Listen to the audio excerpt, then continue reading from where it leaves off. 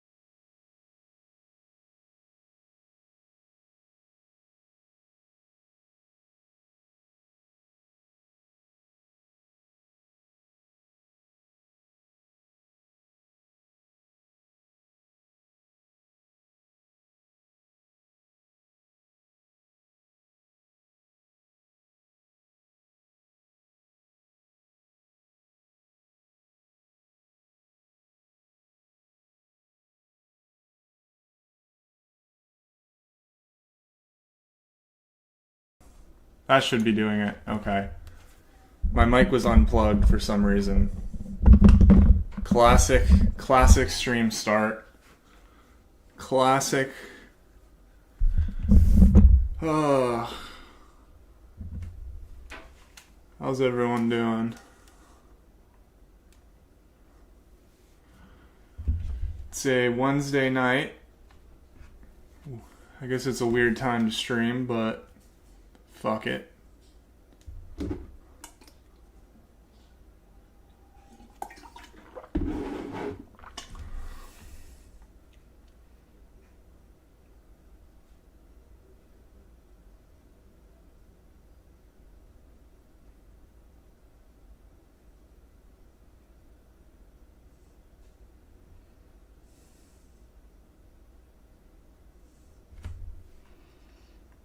What do you guys want to start with?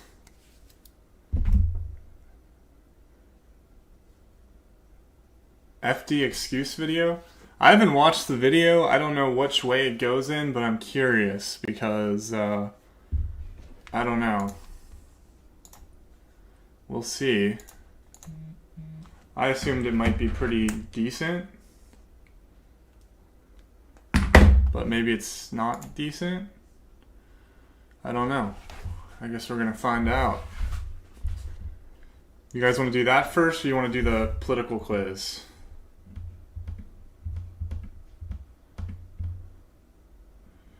Bosch has a stream on right now. Okay. He's a streamer. He's a professional streamer, yeah. That's what he does. You want me to, I'm not gonna, you're gonna have to pay me to watch Bosch stream or any stupid bullshit like that. Oil up.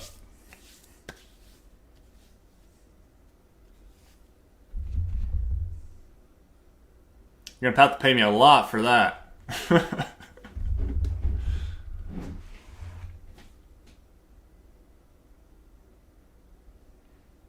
That's the premium.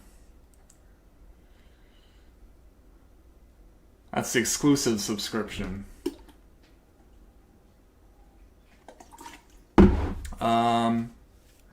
I'm getting about half political quiz and half FD Signifier. We need more voices to break the tie.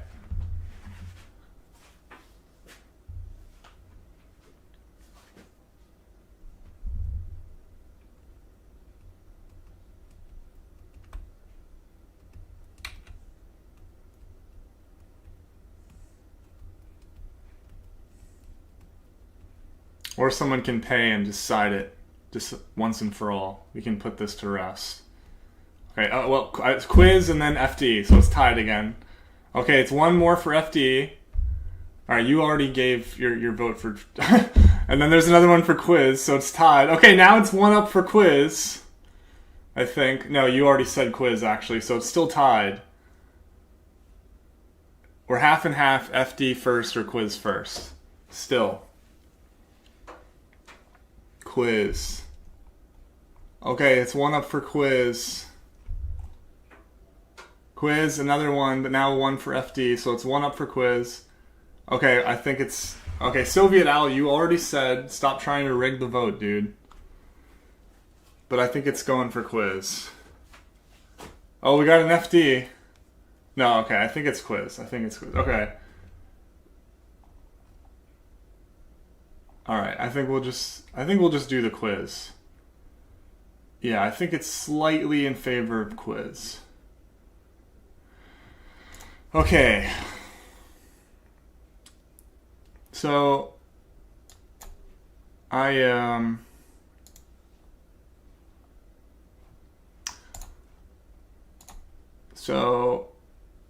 heard that this quiz is pretty good. I also took this one a long time ago, but I don't remember what I got. And so I'm curious if these quizzes are accurate or helpful, or if they're useless. The vote's not rigged, guys. Quiz won out barely, okay? And if you wanted to rig it, you could have paid me to pick. But no one paid me, so we had to do a democratic vote. So, okay. Are there any other good quizzes, or is this it? These two. I don't know, but okay.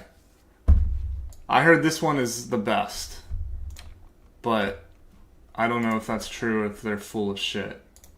Idea sorter. Okay, let's see that one too. Maybe I'll check that one out, but first...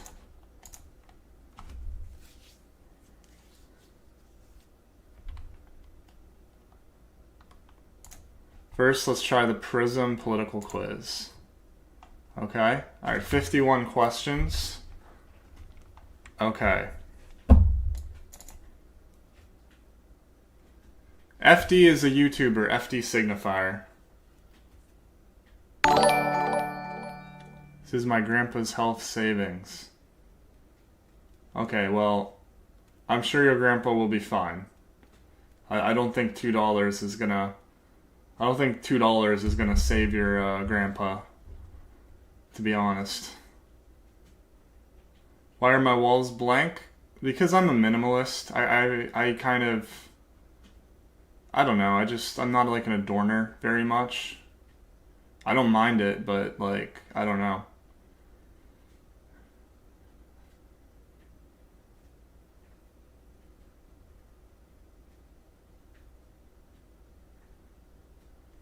But yeah, your grandpa's gonna be fine, I think. With 2 less bucks in his health care. Alright, so flag burning. So what is my opinion? Destroy a flag is a hostile act. Depends on the flag.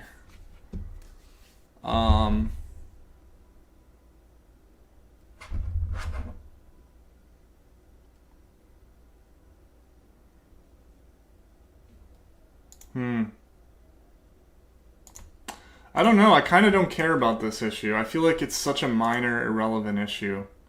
You know?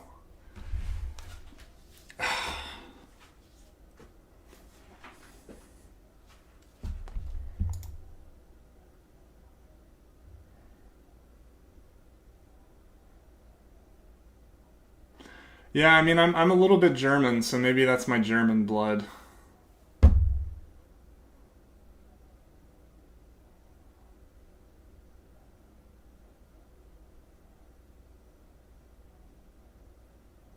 I think I don't care about this issue enough. I don't not care at all, but I just don't really care.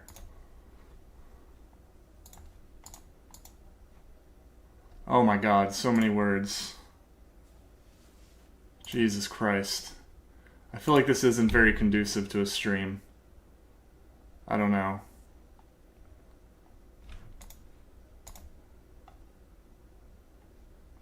Maybe this is less... Yeah, this is probably easier for you fucking mongoloids to read. A nation must obey its leadership without question. I mean, obviously I disagree.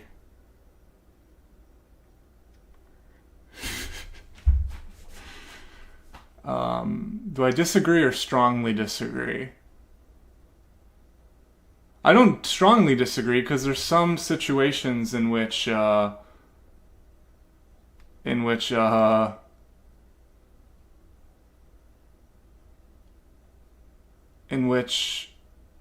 like kulaks, like dekulakization, that kind of thing. So I don't totally disagree, but I do disagree. You should be able to question. I mean, you should be able to question, so maybe I strongly disagree.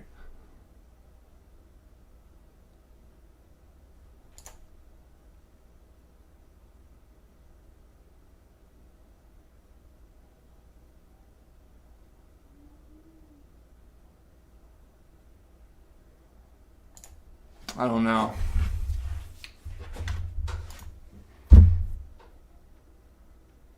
I'm already getting stuck on the first question. Fuck. Honestly, disagree. The government should have access to the emails of suspected terrorists.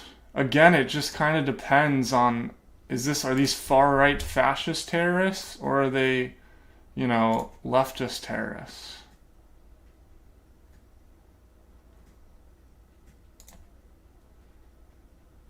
There should be a depends button. It is important that we further my group's goals above all others. I'm between strong agree and strongly agree. Because I think the Vanguard Party, which I subscribe to, is the best form of government, you know. But I don't know. I think I'm not going to do strongly agree. I think I'm going to do agree for that. Strongly disagree. Government-owned industry is usually a bad idea. Strongly disagree is not strong enough for how much I disagree. The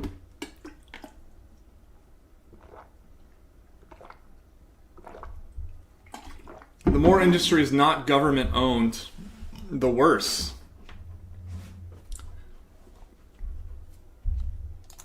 Because obviously that's just capitalism, and capitalism is not good.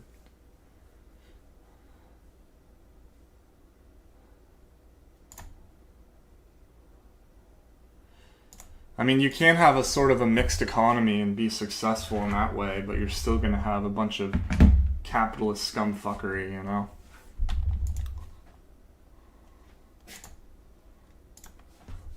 There's no need for local or state governments? That's a... Strongly disagree. What the fuck? Lasting peace leads to prosperity? Absolutely. I mean, that's just an objective fact. The more countries have peace and time to develop, the more prosperous they become. We should be more accepting to other cultures. Yes, except for anarchists. No, I'm kidding. Yes, except for Germans and Zionists.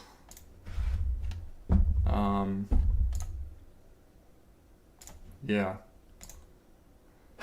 State and local laws should have precedence over national laws. Strongly disagree. That is...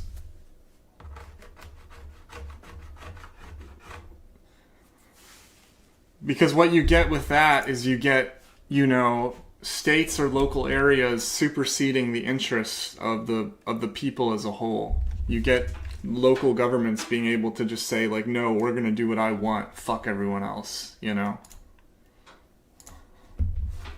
The government must maintain a strong military to defend itself. I mean, it depends on the context, but under the dominance of world capitalism, yes. You know, I talk about the Young Hegelian video where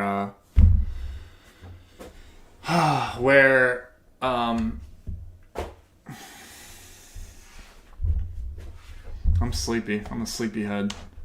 where I need some coffee. Where you know, all of the countries that survived the longest during the Cold War were the ones that had Soviet government structures. Countries that were neutral or non-aligned were far more likely to get couped than Soviet countries. So definitely agree that countries need a strong military. I like playing Minecraft but with nations so I can annoy conservatives and add leftist infighting.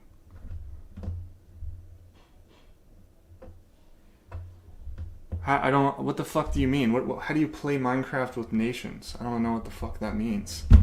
Like you, I don't get that. Thank you for the dono though.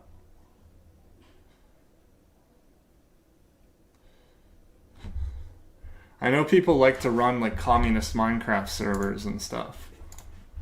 If that's what you mean. So agree. Alliances are important for protecting a nation. I mean, yeah, sure. You know, the Soviet alliances were very important for protecting themselves. Border protection is important. Again, it depends. When it comes to America, I support unrestricted, total open borders because we destroyed those countries. We completely destroyed those countries with, oh my god, I'm so dumb right now. Why can't I remember what it's called? Operation Condor. I was gonna write Operation Bird South America. There it is.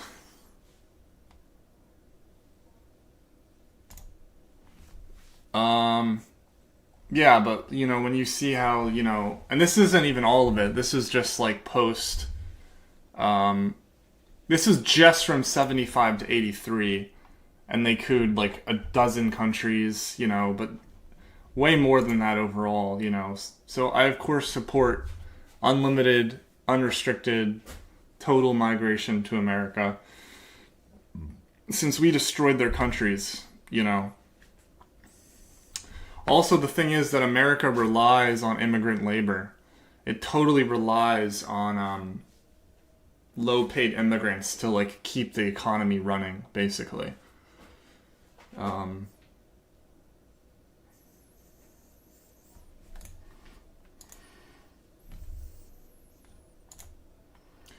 alright, we'll get to FD's video soon. Eventually. Border protection is important. It depends, you know. If you're trying to protect, like, your border from capitalist spies or that kind of thing, then sure, but it kind of just depends. But, yeah, so neutral. There must be a separation between church and state. Strongly agree, obviously.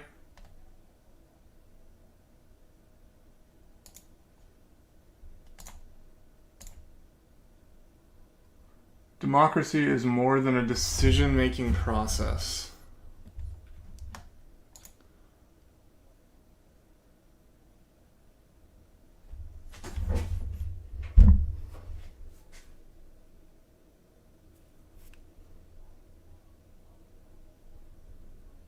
I like how people act as if America isn't deeply interested and invested in the drug market.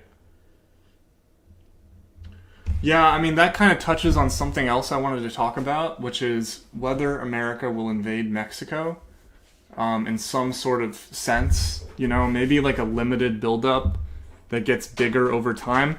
That's what happened in Ukraine. That's what happened in Vietnam, you know. It started with a more limited thing, and it slowly ratcheted up over time. Because there's this channel called Task and Purpose, which is like just a straight up like hardcore pro-American military channel. And they just so happen, right when Trump is coming to power, they just so happen to be making these videos about the most violent gang is spreading across America. And the thumbnail very clearly shows that they're coming from Mexico, you know, and invading the country. So, interesting. Very interesting.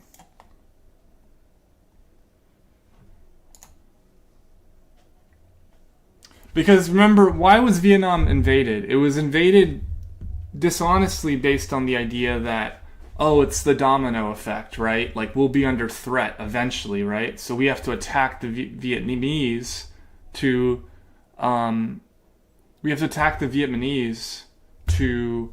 protect ourselves, right? This is the same exact playbook. We have to attack the Mexicans to protect ourselves. That's basically what these kinds of videos are trying to build up to. We have to invade Mexico, you know? We have to protect ourselves.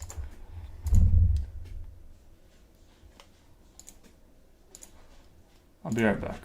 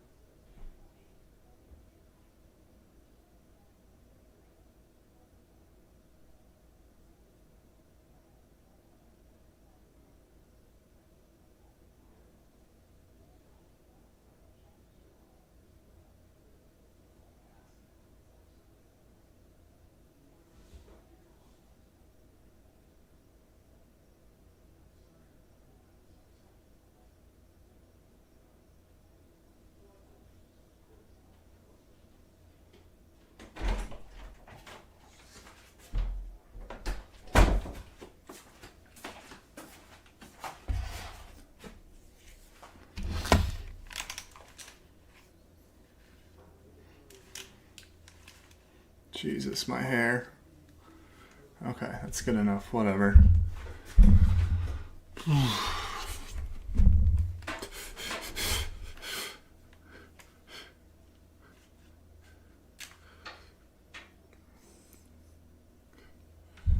Jesus Christ.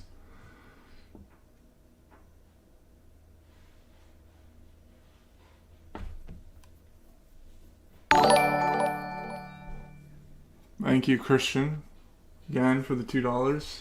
What the fuck does any of that mean, though?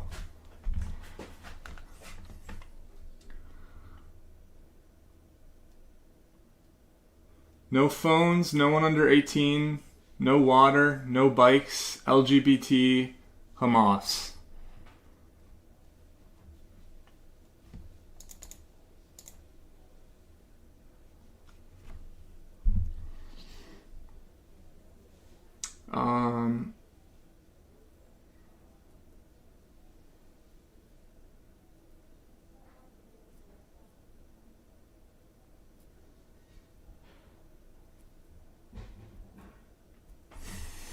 The only way I'm watching that Lenin vid is if you don't know. The romanticizing of the mafia still makes my teeth itch. I mean, yeah, that's a good point. You know, there is a lot of, you know, with the Scorsese movies, this romanticization of the mafia for sure. Like, they were just basically, like, horrific, brutal, fascist thugs, you know? At best, they were, like, populists, like Al Capone.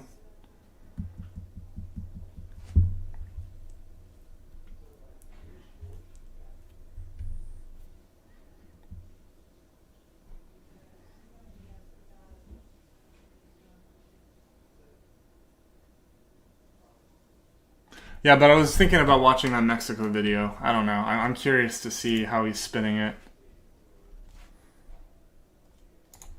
Anyways, alright, back to the quiz. Democracy is more than a decision-making process. Oh my god. Democracy is more than a decision-making process. I don't know what the fuck that means, dude. I'm too stupid for this shit, dude. Nobody in other countries has their best interests in mind. That question was written by Trump. That's literally Trump's playbook.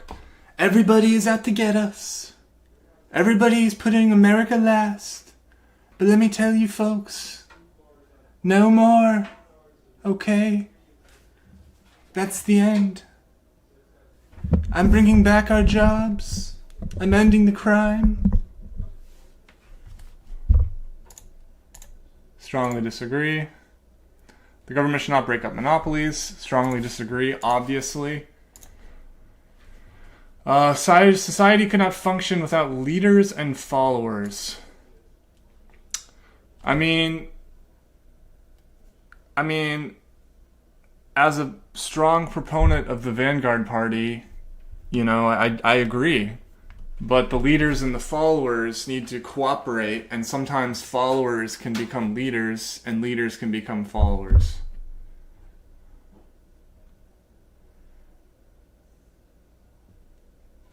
I thought my Trump voice is pretty good. What do you guys think?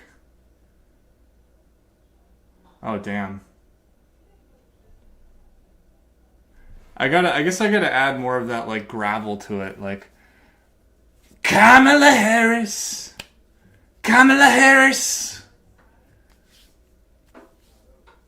little Marco.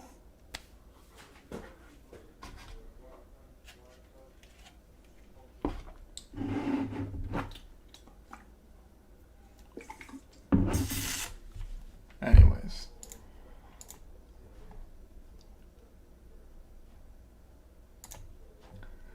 There should be compulsory military service.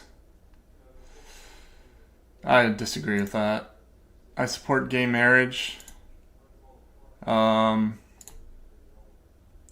disagree. Any deals other countries want must be bad for us. No, I'm kidding. Strongly agree.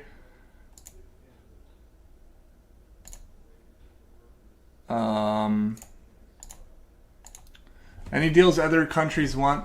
They're making the worst deals you've ever seen. Everyone is screwing us out of a good deal, folks. Strongly disagree. Well, it depends on the country, you know. Obviously, the IMF and the World Bank do not want good deals for other people. Genetic modification should be used rarely, if ever. I honestly, I kind of disagree, you know, like, especially if it's like a genetic defect that like is ruining your life. Like, I don't see a big problem with, wow, a bunch of people seemed to leave when I did the Trump accent. I'm never doing that again. I guess it didn't go well. Or was that when I jokingly put strongly disagree for gay marriage? Genetic modification should be used rarely, if ever. Rarely, if ever. I think I disagree with that. Police need more power and protection. Again, it sort of depends on the context, but for most of the world in most ways, especially in America, I definitely disagree. Oh, well, if it's genetic modification, I still agree that it should be used because it pretty much just has upsides from what I know. Police need more power and protection, disagree. The government should not fund any religious organizations in any way. Strongly agree. Everything churches can do, most things churches can do, can be offered by secular institutions.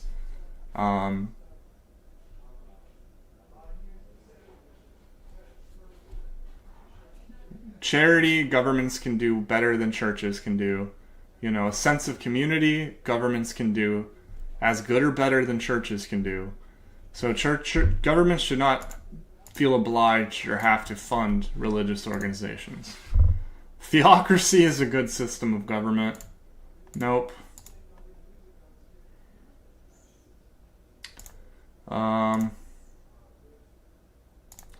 Local governments give each region good representation of their views.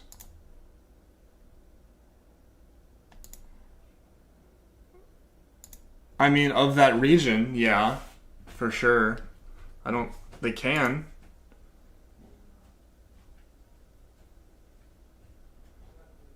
Pickles, keep watching the video. Pickles is behind. Someone tell Pickles in chat that I was joking.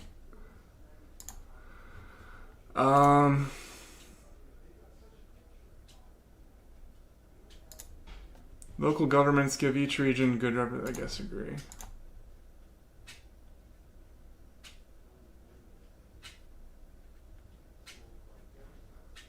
Did I not change it to strongly agree? I'm confused.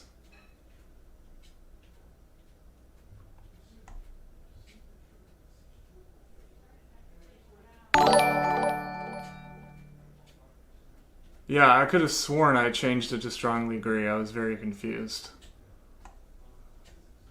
It was a bad joke, I guess. I'm back. I was doing dinner. Thank you, Christian. No water. Okay.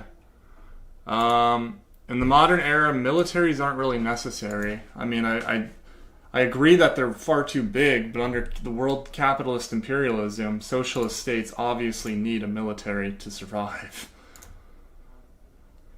Automation overall is extremely good for society. Under socialism, it absolutely is. Under socialism, it absolutely is. Under capitalism, it's not, because that automation does not... The profits that come from automation do not generally go to the worker, they go to the owner of the automation, right? The worker doesn't see much of the profits or benefit of that automation. But under socialism, automation can and is a very good thing, and that's what can help lead to post-scarcity, where you just can have machines basically producing shit.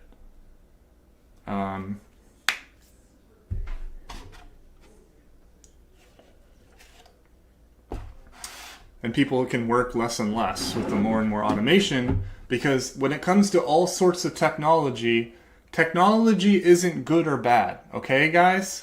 Technology is good or bad depending on how it is used. AI is good or bad depending on how it's used. Automation is good or bad. Everything's good or bad based on how it is used.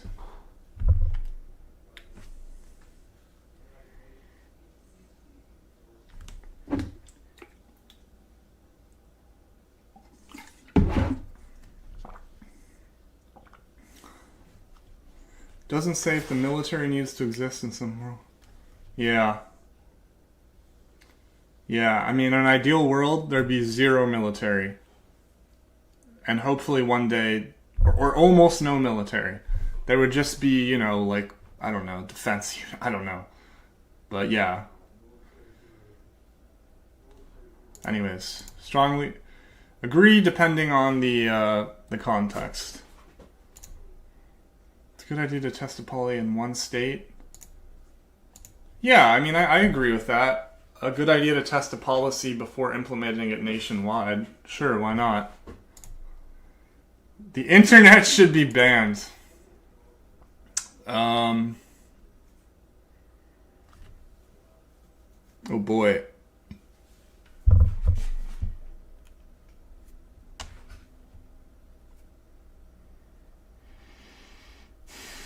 Sometimes I think the internet, again, like all technology, is a tool that can be used for good or bad. Under capitalism, it's been used for a lot of bad, but it's also been used for a lot of good. as grim as it sounds, I think Twitter has really helped raise awareness of how horrific the Gaza genocide is, for example, right? Like, without a platform like Twitter to share these horrific videos, it would have been much easier to cover it all up. And it's not like people weren't getting their brains rotted before the internet. Before the internet, there were people like Alex Jones, not Alex Jones, what's his name? What's that dead freak? Rush Limbaugh? The rotting fat fuck? They were getting their brains rotted by Rush Limbaugh, so it's not like the internet just rotted people's brains. So again, it depends, but yeah, no, I strongly disagree. Human-caused climate change is currently one of the greatest threats to our way of life. I strongly agree. It's the greatest threat to human life, to world life. Absolutely. Most drugs should be legalized.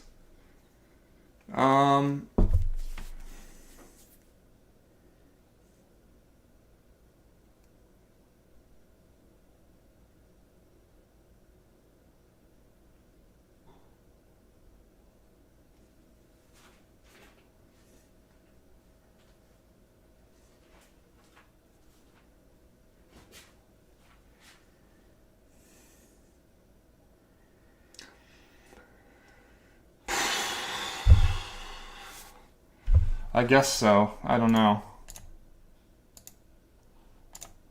I don't really know enough about like drugs and stuff.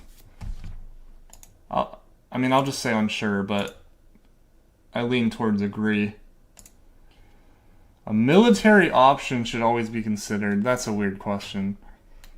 But, as a last resort, yeah.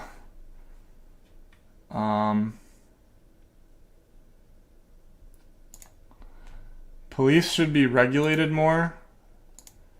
Definitely in America. Subdivisions should not be able to be exempt from national laws. Agree. The benefits... Now it's just re-asking the same questions. The benefits of open borders would outweigh the costs. Strongly agree. I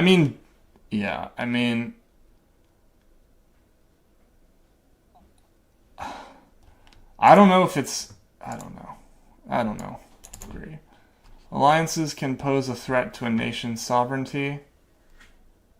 How? What the fuck kind of question is that? How does having alliances posing a threat to you? What the fuck does that mean? Religious organizations often provide a better assistance to the poor than the government. Strongly disagree. For thousands of years, the only organization that provided any support to people for thousands of years was the fucking Catholic Church. And they sure didn't fucking eliminate poverty or anything close to it. The poor choose to be poor, or strongly disagree. Is there a bit of choosing? Yes, but it's mostly, you're hugely nerfed. You're hugely, underprivileged if you start poor, The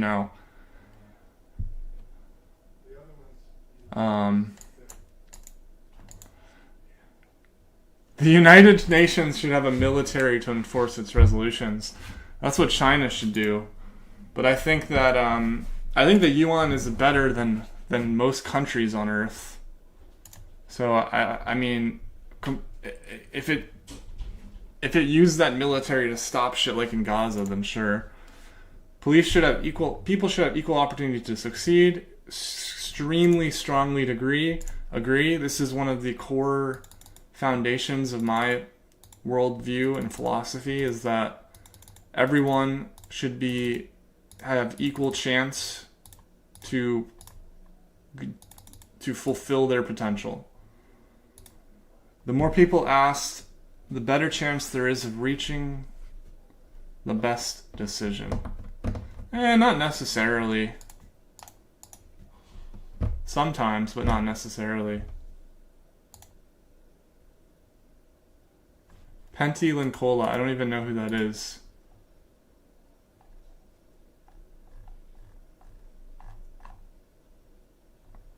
Oh, some kind of like environmentalist. Yeah, these bookmarks are like from years ago. There's like artists and stuff, artworks. Yeah, I don't know, but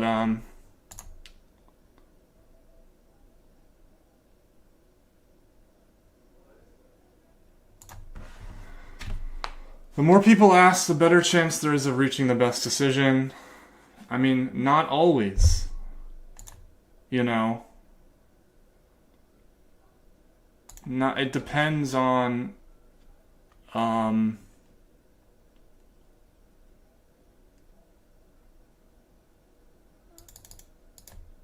mean, people voted for fucking Reagan overwhelmingly. You know, millions upon millions of people voted for Reagan. It depends on how educated the masses are. How propagandized are the masses, you know, or not. Only extremely talented immigrants, if that, should be permitted to enter the country. That's such a vague phrase. Extremely talented. That doesn't mean anything.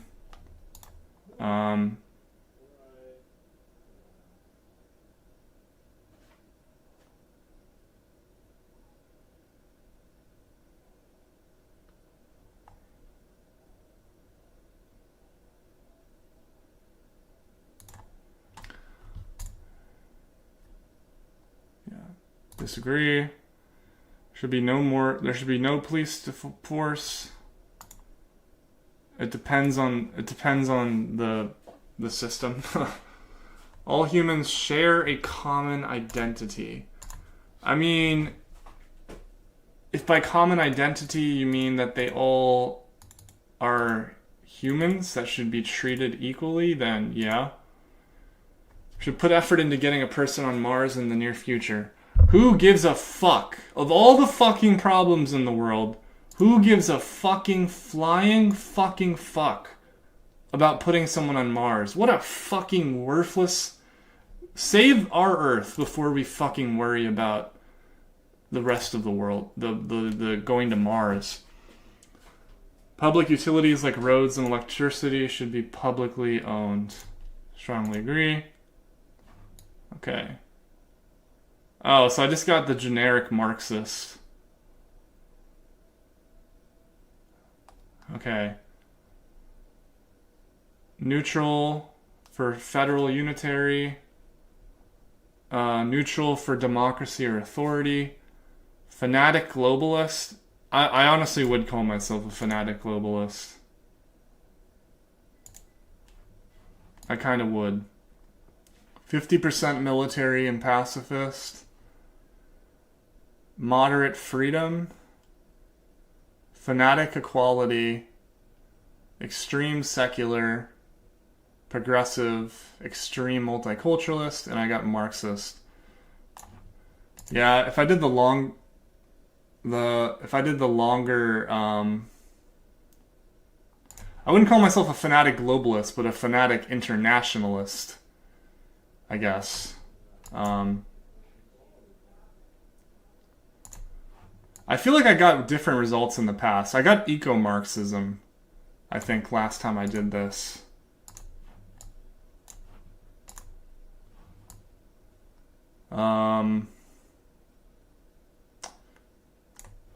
Oh, so the guy that made that quiz made another quiz. Made this quiz. So this is apparently just an improved version of that quiz.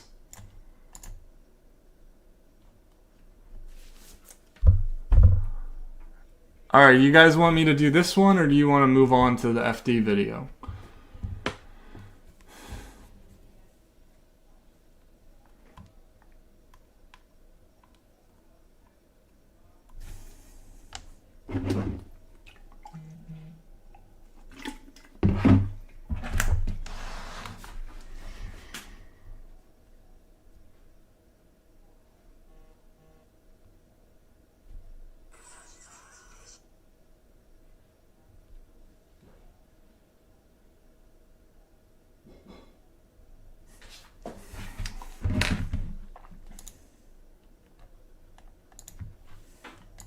I didn't do idea sorter.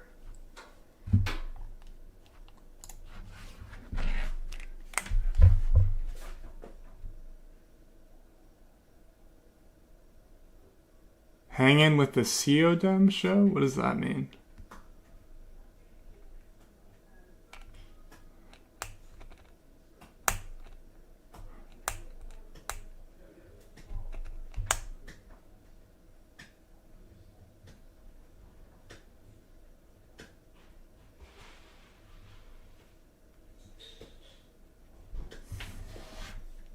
Alright, well, I'll do FD, but if someone donos, I'll do idea sorter. And I'm not watching that Lenin vid unless someone donos for that, because that shit is fucking cringe, dude. It's fucking painful to watch some right-wing idiot talk about Lenin like he's like a psychopath, man. That shit's... Oh. Okay. Okay, FD video it is. Here we go. Let's see if his take is cringe or good. Or mixture.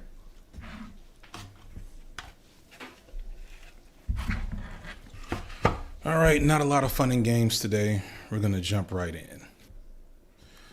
I did a live the day after the election where Donald Trump became only the second president in American history to win a non-consecutive term by convincingly beating Kamala Harris, and emotions were high, limited information was available. But based on what I had seen and what I had been hearing at that time, I made the proclamation in this live that the core reason Kamala Harris lost her bid for presidency of the United States was misogyny and racism. I base this not just on my general beliefs on the pervasiveness of sexism and racism in this country, but on the fact that at the time, the early data indicated that there was a huge decrease in voter turnout for her specifically with rural and suburban white men. Many folks, including more moderate leftists and liberals, agreed with this take, but also disagreed with the take. Others that I would call my peers politically, and some even further left than I, felt like this take was erroneous and in some ways let the Democrats off the hook for their many mistakes, during this election cycle. Or like their liberals, ironically, they didn't like the finger being pointed at white people when there's black men, Latino men, and Palestinians to take the blame. I found both of these responses frustrating as neither really aligned with how I saw the whole situation, but at the time I didn't have enough data and I hadn't talked to enough people to feel too confident in my own take. But now, some weeks later, as most of the details and info are near final, along with being able to observe and process a lot of other people's opinions in the aftermath, I want to return to this opinion with a little more data. That's what we'll be doing in this video, using a mostly data-driven approach to explain why Kamala Harris lost, or better yet, why Donald Trump won, and what lessons could and should be learned from this election. I want to first make a few things clear. Here in the swing state of Georgia, where I live, I voted for Kamala Harris. I didn't do this out of an alignment to the politics that Kamala represented or ran on, especially in the latter part of her campaign. I didn't do this with the... I mean, it wasn't really the latter part of her campaign. Like, to my knowledge, the one thing she did that was, like, progressive was endorse Tim, or nominate Tim Walz. But other than that, I'm pretty sure the entirety of her campaign pretty much was right-wing. Mythical hope that she would be pushed left, that just doesn't really happen. I voted for Kamala Harris because of the two devils I was faced with. I preferred her, the devil I knew. To many, that is unsatisfactory. And to those of you who feel this way, it is what it is. To me, the world is already in a hellscape situation, and I personally find no solace in the individual victory that would have been a protest or third-party vote, nor did I think that it would make a difference, and we'll look at why that's completely true later on. I am not of the mind that a Trump presidency and a Kamala Harris presidency would have been indiscernible from each other. On a grand scale, that's likely true, but at a micro level, at an interpersonal level, and at an immediate level, I think this is demonstrably false, and I don't think anyone who's serious can say that to be a fact across the board. Trump's 4 years as president before were harmful in numerous ways that were unique to him, including his handling of a once-in-a-lifetime pandemic, which was made worse by his incompetence. But I digress. I'm only bringing this up because I also don't want this video to be mistaken as a defense for Kamala Harris or the Democrats. And it's really frustrating that our political discourse on the left has been so atomized and just made into content garbage that people who take nuanced look at these complex issues end up having to be in one camp or another. Like, I'm literally at the moment have done this take like 10 times because I'm trying to find the words to say how frustrating it is to want to have a nuanced conversation around electoralism, wherein there's people that if you don't support Kamala Harris, they don't want to hear anything you want to say, even though there's obvious reasons to not support Kamala Harris. And people that don't support Kamala Harris feel like there's no logical or moral reason to vote for her regardless, as if anything in our political reality is that black and white. But it is what it is. I feel like it's important to continue challenging my more liberal and moderate audience to dispose of the belief that Democrats are on our side. At best, they hold us hostage and force us to be complicit in their failings and atrocities by holding the knife to our throat that is the Republican Party. But I also think the grandstanding and finger wagging, often by people who are least affected by the threat that is the Republican Party, is just as ridiculous, especially when that ideology veers into, I'll just call it magical thinking at this point. But for those who still don't understand why the Democrats are bad, I'll link some other videos that break down their failings in the description. With that out of the way, let's get to it. As of writing with 99% of the vote in nationwide, Kamala Harris has 73,879,941 votes, and Trump has 76,500,000.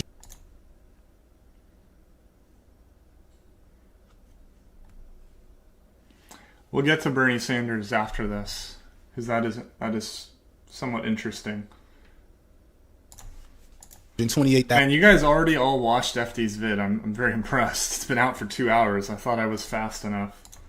1,802 votes. This ranks second and fourth all time in popular votes for president. And this is with 90 million eligible voters deciding to stay home, which, believe it or not, is typical for non-voters. Usually voter turnout is around 60 to 65%. However, one important detail that we'll come back to a few times is that in 2020, Joe Biden set the record for popular votes with 81 million votes. The important fact to point out here is that Kamala Harris got around 7 million votes less than Joe Biden did back in 2020 nationwide. Now, you might immediately look at that and say this is because Kamala ran a bad campaign and because she campaigned on the wrong things that her base and regular people did not care about. Or you may immediately look and say that Kamala is a victim of sexism and racism because the same people that voted for Biden, whose campaign was exactly like hers, did not vote for her. And I think when you're looking at it at a national level, it's hard to be definitive because we're talking about all 50 states, many with complex dynamics of how voting plays out. There's reasons to think that Kamala failed to inspire nationwide with a campaign that started late, where American people didn't get to choose her, and her campaign was not overly detailed on policy. And the stuff that was emphasized showed her to be a centrist and a moderate, which much of the base might not have been into. I would argue that much of her rhetoric at the Democratic National Convention in August was more suited for a moderate Republican than a Democrat. She talked about securing borders, having a strong military. She avoided addressing identity politics. She campaigned with Liz Cheney. One of her biggest things she would talk about was how she was supported by the Republican establishment, and most alarmingly, she refused to engage with any talk of ending the United States' role in the ongoing genocide in Palestine. In the aftermath of her loss, many pundits and insiders have came out to make accusations that her campaign wasn't very good and the groundwork strategy was flawed. Some point out that the way she got the nomination was problematic to begin with. There's a whole lot of things to criticize about Kamala's strategy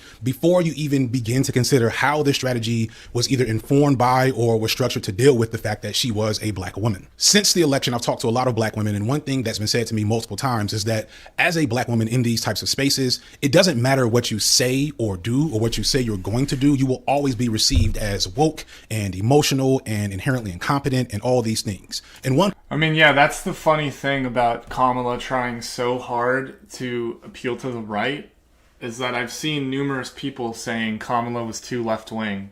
You know, she went too left-wing and all that. And it just goes to show that trying to appease to the right like that, it never works. Because no matter how right-wing you go, for endless people, you'll never be right-wing enough.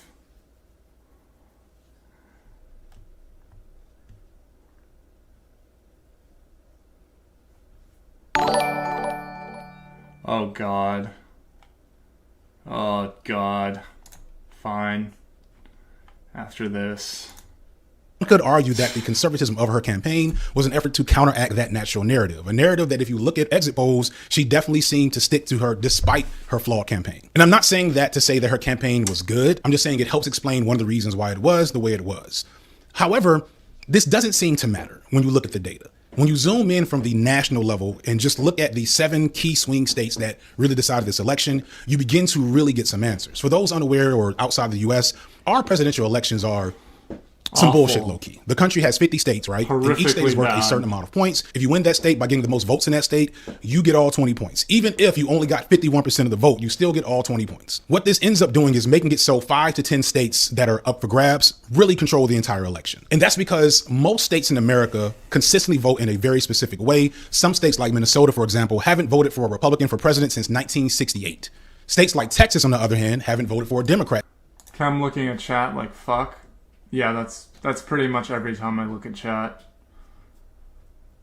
Since 1972. This means that any analysis of the election that doesn't hyper focus on what happened in those states isn't necessarily the greatest analysis, because in those states is where the voting population has and feels the most responsibility. This is where campaigns spend the most money, and this is where the campaign's successes or failures are really reflected, and where data and feedback is most valuable. So that's where I'm going to focus most of my analysis on. And when you focus the analysis on the 7 battleground states, you start to see some really interesting features. In 2024, there were 7 battleground states: North Carolina, Georgia, Michigan, Pennsylvania, Arizona, Nevada, and Wisconsin. Kamala Harris lost all of them. However, the narrative that I presented a second ago about her flawed campaign, that voters stayed home because she ran too far to the right and didn't support Palestine, that she didn't run on any policies, etc., that doesn't really hold up here, because in 4 of the 7 swing states, Wisconsin, Georgia, North Carolina, and Nevada, Kamala Harris actually outdid Joe Biden in 2020. That's from small numbers. It's not like she outdid him by a whole lot. But considering that Joe Biden had 7 million more votes nationwide, okay, so, but you could argue that Kamala's actions helped make more people for Trump, right? You could argue that Kamala's inaction turned people to Trump. The fact that Kamala Harris kept up with him in these 4 battleground states Okay, also, I mean, if you look at these numbers, she barely beat Joe Biden in these states. I mean, like, barely. Case that she wasn't doing nearly as bad as people are trying to say she was. And in the 3 states where she didn't outdo him, Michigan, Pennsylvania, and Arizona, she got within around 70,000 votes or less. So he didn't blow her out there either. Now you may okay, yeah, well, she didn't blow out Joe Biden either in the states she had more. Still feel that Kamala's campaign was bad because you don't like her politics or tactics on a specific personal level. And I would agree with all of those opinions. However, that doesn't mean her campaign was ineffective. The numbers say that it was. The difference is in Trump and some of the specific voter base. Wait, hold on. 70,000 votes or less. So he didn't blow her out there either. Now, you may still feel that Kamala's campaign was bad because you don't like her politics or tactics on a specific personal level. And I would agree with all of those opinions. However, that doesn't mean her campaign was ineffective. The numbers say that it was. The difference is in I'm confused because he just said the numbers say that it was, what, ineffective or effective? Because that's not what it fucking says. If he's trying to say the numbers say it was effective, what he showed did not really imply that she did much better than Biden. So I'm not sure what he's talking about. Trump and some of the specific voter bases that he was able to pull in those same states, as well as specific voters that did not show up for Harris that showed up for Biden. While all the criticisms that you probably have of Harris and her campaign are true, I still think the results are more consistent with this country's deep-rooted misogyny and racism. I know people don't like that, so let me address some of the common arguments that I've seen against this take. So one of the main things I've seen is that Kamala lost because of abstainers and third-party voters, most of which who had the genocide in Palestine as a deal breaker. All that said, very little data points to those people having a significant effect. The most prominent third-party candidate left to Kamala who did not support the genocide was Jill Stein. And in no swing state did Stein get even a full 1% of the vote. In Wisconsin and Georgia, she didn't even come in third. I know some truly principled leftists actually voted for Donald Trump in protests, which, okay, but I mean, but again, you're not taking into account people that might have voted for Kamala if she'd been left, more left, and didn't. And, yeah, I don't know. Another thing to take into account is that there's probably a larger voter base in 2024 than in 2020. There's a larger voter base in 2024. So the fact that she only barely beat Biden in some states, but still lost over 7 million, she clearly did something wrong. She clearly did something wrong. Yeah, she lost those states. Joe Biden won some of those states. He won the election, you know? I seriously doubt that that was enough to really make the difference here to put the loss on Stein and protest voters. You could argue that more principled anti-genocide voters just stayed home, but that would clash with the aforementioned fact that turnout was up in swing states. Stein did her best in Michigan, where there is a large Muslim population. What is he saying turnout? What is he saying turnout was up in swing states? He showed that Kamala had slightly more voters than Biden in 4 states. What is he talking about? Kamala had slightly more in 4 states, but she had slightly less in 3 states. So turnout wasn't up in swing states.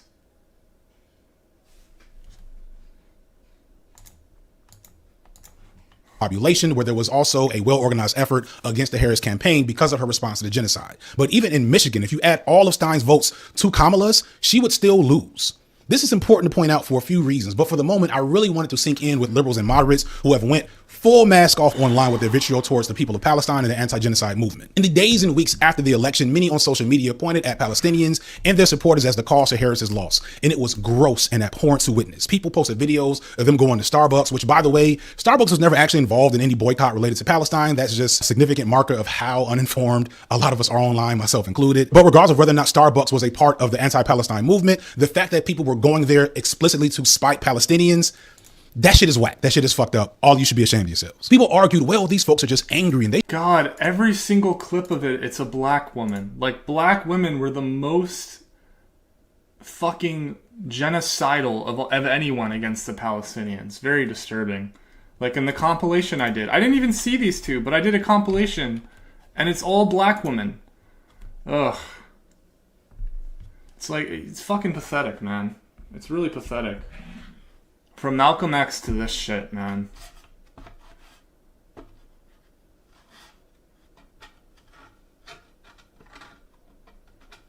Redguard, Black Redguard actually did a good video going off on black people. And it's true, because he always struck me as very naive about the black electorate and just how staunchly liberal they are. A lot of them are. But he realizes now that a lot of them are just like die-hard fucking Kamala fucking just like bootlickers. They should be allowed to vent their anger and express their emotions without being judged. And sure, maybe, but in that regard, where is that same empathy for Palestinians who are actively being bombed right now? Of all the things that came out of the election, this was the most disappointing to me because I genuinely expected better. And in some situations, I don't know why I did. But I'll come back to this. Yeah, it's just naivete. Another thing that people point out is that certain progressive ballot measures won in states that Kamala lost. For example, in Arizona and Nevada, they established a state right to abortion. This even won in the deep red state of Missouri. And in these particular situations, progressive ballot measures won big time, sometimes getting more votes than Trump and Harris in a particular state. So this would be a good argument against the misogyny and racism issue if you don't actually understand the difference between progressive politics and progressive policies. Many people will point out that progressive policies like universal health care, gun control, abortion, all tend to be popular issues that most of the nation agrees upon. The problem there is how these issues are seen if they're connected to or in any way can be seen as supporting of black people who are seen as undeserving. Whenever an issue is connected to black people in this country, white people will vote against that issue essentially out of spite. Right now, they're trying to repeal the Affordable Care Act, which is known to white people, a specific type of white people, as Obamacare. These are people that will literally lose their health care if Obamacare is repealed, but because it has the name Obama on it, they do not care, or they don't care enough to actually know what will happen to them. And we've seen this historically in America. The easiest example comes from the history of programs such as the New Deal or the GI Bill. Both of these programs provided massive subsidies, social welfare, and handouts to predominantly white people across the country, enabling the largest growth of the middle class in modern history, but only for white people, as both of these programs were greatly impossible to access for African Americans. And when people started even hinting at the idea that African Americans should start to benefit from these programs, public opinion on these programs changed. People started looking at them as welfare and handouts to the undeserving. And all these programs saw drastic cuts in subsequent years. White Americans were fine with cutting off their own well-being if it meant that black Americans were cut off too. There's an old saying that a white man will shit in his own pants just to make a black man smell it. Moving on. Split ticket wins for Democrats in Senate and governorship seats don't prove anything regarding Kamala Harris's candidacy and campaign. One of the more frustrating arguments I've encountered is people saying that you can't call it racism or sexism because Ilhan Omar won her election in Michigan, or these two other black women won in Maryland and Delaware. Further, Nevada, Arizona, Michigan, Wisconsin, and North Carolina had Senate or gubernatorial victories for Democrats, but those states did not go for Kamala Harris. How can you call it racism and sexism when other black women and other Democrats were supported in situations? Yes, good point. I wonder how he's going to actually try to hit back against this. Where Kamala was not. Again, this sounds like a sound argument until you go back to look at the data of what actually happened. The first one is easy. Ilhan Omar is a House representative from Minnesota's 5th District, a deep blue district in a state that, again, hasn't voted for a Republican for president since 1968, meaning that Kamala still won it in 2024. You can't compare Ilhan to Kamala because once Ilhan Omar won her primary, her re-election was basically a formality. There was already a world of support for her against any Republican opponent. She won with less than 300,000 votes. There's no comparing these two races on scale alone, let alone the fact that was an easy mode win for both of them. The same can be said for the black women that ran as Democrats in Delaware and Maryland. In any situation where you're in a deep blue state, just like I explained with the Electoral College a second ago, you pretty much know who's always going to be in power in that state based off that population. Of black people elected as senators in the United States, historically, the only Democrat to win in a non-deep blue state is Raphael Warnock here in Georgia. And that's partially because he's here in Georgia. Things are changing here. The rest are either black Republicans or winning in states like Illinois, New Jersey, California, etc. And again, neither of these black women, Lisa Blunt Rochester in Maryland or Angela Also Brooks in Delaware, won their seats in non-deep blue states. Not to take anything away from those sisters, it's just not the same level of difficulty or scrutiny that Harris faced as president. So what about Tommy Baldwin in Wisconsin or Jackie Rosa in Nevada, two swing states that were victories for Democrats? Surely this indicates something uniquely bad about Kamala and her campaign strategy. But again, not from the data, from the way I see it. In both of those states, Kamala Harris got more votes than the senatorial candidates. She even got more votes in Michigan than Erica Slotson, who won a Senate seat there, where she had the most resistance from the left and from Muslim protesters. She did get literally a few hundred votes less than Tommy Baldwin in Wisconsin, and it does look like she won't get more votes than Ruben Gallo in Arizona, who seems like he's going to win that seat. And she also didn't beat the incumbent Democratic governor of North Carolina, but there's some very significant reasons why that was always going to be a blowout win for the Dems there. But overall, in these other high-stakes elections, it doesn't point to a unique rejection of Kamala by her voter base for any reason that would align with some of the criticism I mentioned earlier. In fact, almost all of those just showed some examples where she got less votes. He just showed examples where she got less votes. So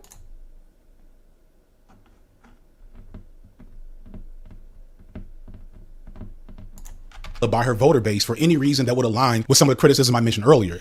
In fact, almost all of those candidates ran with the same type of policies that Kamala did. Overall, she did great in the swing states. And had she just won the states where she did outdo Joe Biden, she would be the president right now.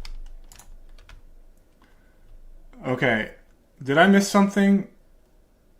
Because did she do great in the swing states? I'm so fucking confused. She lost the swing states. Did he just... I'm very confused. Did great in the swing states. And almost all of those candidates ran with the same type of policies that Kamala did. Overall, she did great in the swing states. Brother, FD, what? Who are the fucking liberals you're listening to, man? What? Who is the liberal moron that has gotten into your head, dude? Am I missing something?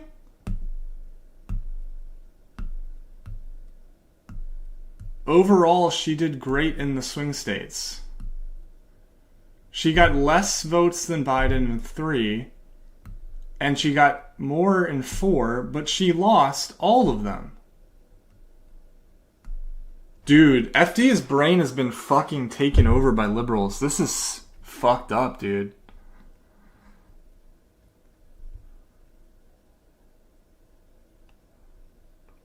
How can she have done great if she lost all 7 swing states? This is the exact liberal argument. Kamala did nothing wrong. She did great.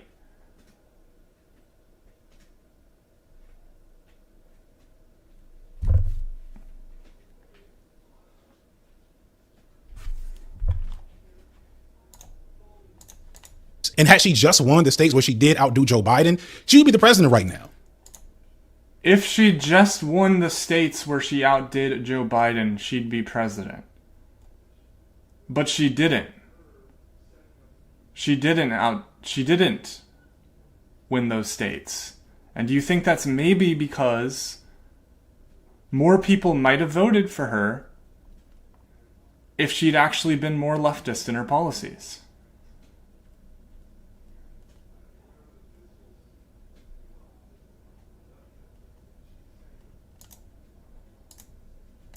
But she didn't, because Donald Trump significantly outdid his own performance from 4 years ago. And once we get into those numbers, it forces us to face some really hard realities. So let's return to those Senate races in Wisconsin, Michigan, Nevada, and Arizona, and especially Pennsylvania, because they also tell us some other things once you look at the numbers. The voter results in these races, to me, point to the most important detail about what really happened in this election. Again, Kamala lost all of these states, but outside of Pennsylvania and Arizona, she outdid Biden's performance. Further, Wisconsin, Michigan, Nevada. Wait, I thought he said that 3 states, he said earlier that Joe Biden beat her in 3, and now he's saying she beat Joe Biden in 5? To those numbers, it forces us to face some really hard realities. So let's return to those Senate races in Wisconsin, Michigan, Nevada, and Arizona, and especially Pennsylvania, because they also tell us some other things once you look at the numbers. The voter results in these races, to me, point to the most important detail about what really happened in this election. Again, Kamala lost all of these states, but outside of Pennsylvania and Arizona, she outdid Biden's performance. Further, Wisconsin, Michigan, Nevada, and Arizona were Senate wins for Democrats. This means that not only did Trump win these states, not only did he outdo Biden's numbers in most of them in 2020, but he also outdid his own Republican. Wait,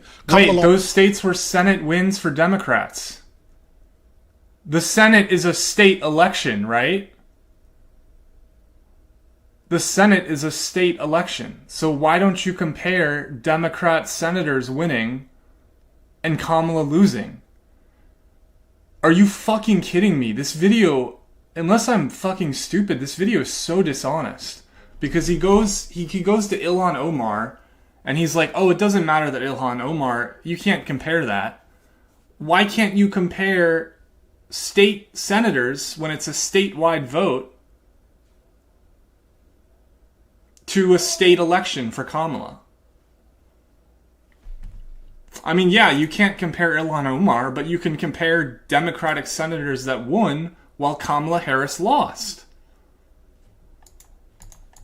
Lost all of these states, but outside of Pennsylvania and Arizona, she outdid Biden's performance. Further, Wisconsin, Michigan, Nevada, and Arizona were Senate wins for Democrats. This means that not only did Trump...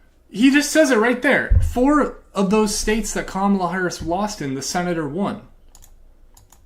Win these states. Not only did he outdo Biden's numbers in most of them in 2020, but he also outdid his own Republican running mates in these same states.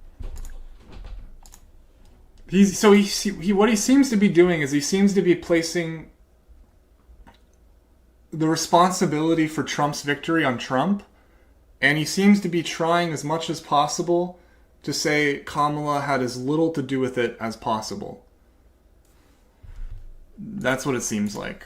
States, because Trump would win the state, but Democrats would win the Senate. And the gaps here are pretty significant margins. As of writing, in Wisconsin, Trump got 1,697,769 votes and won the state. The Republican senatorial candidate got 1,641,181 votes, a significant but not so wide margin akin to how Kamala did in similar situations. In Michigan, Trump got 2,814,316 votes. The Republican candidate got 2,691,621 votes, a pretty significant gap. In Arizona, Trump got 1,700,000. Do you think maybe the Democratic senators running in those states were less right-wing than Kamala? That would be the actual interesting analysis to do here. Instead of all of the bullshit he's talked about, the interesting analysis would be, what are the policies of the Democratic senators that ran and won in states that Kamala Harris lost? Right? That would be what would be interesting to learn. 64,862 votes. The Republican candidate got 1,591,318 votes. Again, another significant gap. In Nevada, Trump got 751,205 votes. The Republican candidate there got 677,046 votes, a significant gap considering the size of the state. And in Pennsylvania, the one place where a Republican actually won their race on a split ticket, Trump got 3,538,989 votes, and the Republican senatorial candidate got 3,395,274 votes. Again, a large gap in a state where the Republican actually won. This pattern is replete nationwide with Trump in solid red states. There are millions of people nationwide that went into a voting booth on election day with no interest in voting for any other candidate on their ballot other than Donald Trump. They check one box and then turn their ballot in. Now, this isn't something that never happens. Federal elections always have higher turnout, but it's significant to see the scale at which the nation, or more explicitly, people in these swing states, showed up for the old racist, adulterous, treasonous, rapist felon, as opposed to the black woman district attorney who branded herself as a cop. So who are these people? You already fucking know. I shouldn't have to make this fucking video. The data I've seen indicates that there are white men in the suburbs and rural areas. I even had Nicholas Nameless help me out by doing a spreadsheet of all the counties in these swing states just to make sure this was true. NBC's exit polls also show that among white voters in key states, Kamala lost marginally suburban voters. Sure, this was true. NBC's exit polls also show that among white voters in key states, Kamala lost marginally suburban voters and significantly rural voters. These are almost categorically white voters, which correlates to her vote numbers amongst whites. In those key battleground states, she only got 37% of white men and 45% of white women. When you look at the proportion of the vote she got in those areas compared to Biden, they shrink in almost every situation, which meant that Trump got to run up the score, which meant that even though she got close in many of those states, she couldn't get over the hump. There's so much talk about, you know, how Trump gained with Latino voters, including Latino men. And there was a ton still of stupid and erroneous talk about Kamala losing black men, which is frustrating because I've been saying how that's bullshit for years now. And anyone who understands politics knows that that wasn't going to happen. If there's one silver lining to the failure of this election, is that it might finally put to rest that talking point among a lot of people, specifically black women. In an interesting turn of events, Asian women actually voted more for Trump than Kamala, which is not true for Asian men.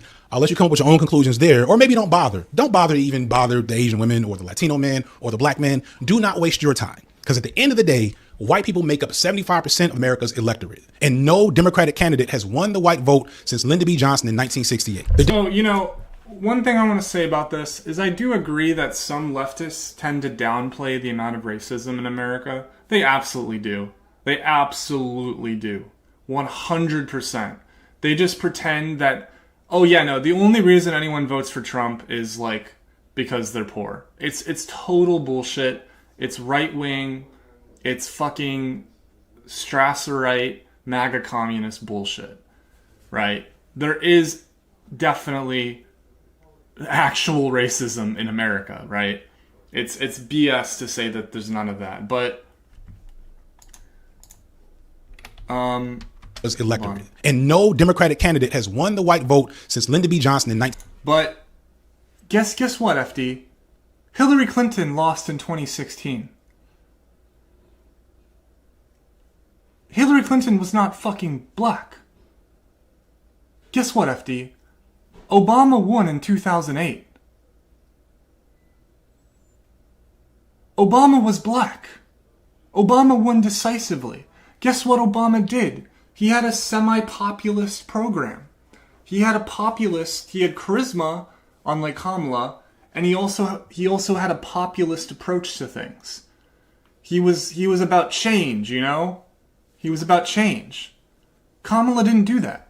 Hillary Clinton didn't do that. You need to fucking stop listening to whatever liberal freaks are poisoning your brain with this bullshit. Okay? This is fucked up, man. This is why you don't listen to liberals. Because they'll throw all these charts and data at you, and they'll prevent you from seeing the bigger picture. You've been brainwashed. This is bullshit. Obama was black. He won in 2008. Decisively. He won again in 2012.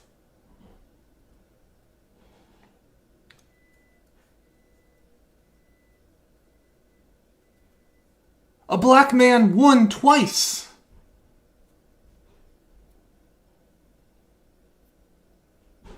Kamala Harris, when she did the Democratic primary, she was the first candidate to drop out because she was so unpopular, dude.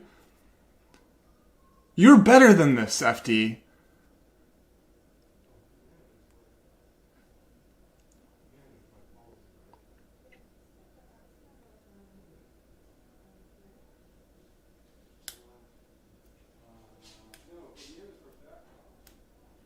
This is fucking trash, dude. This is fucking trash. This is just throwing a bunch of fucking bullshit liberal data that liberals collected to cope and say it wasn't Kamala's fault at all, and ignoring that a black man won twice. And 2008 was probably more racist than the country is today.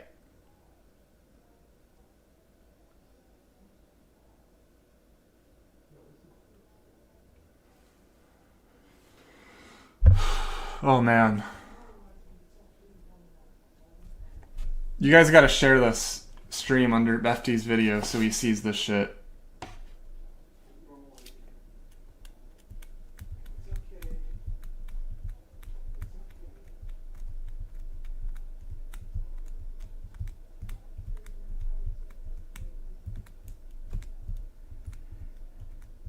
FD's built his channel primarily on atheist content? Not really. I don't know what you're talking about. He does a bunch of different stuff. I don't really think his main thing is atheist content.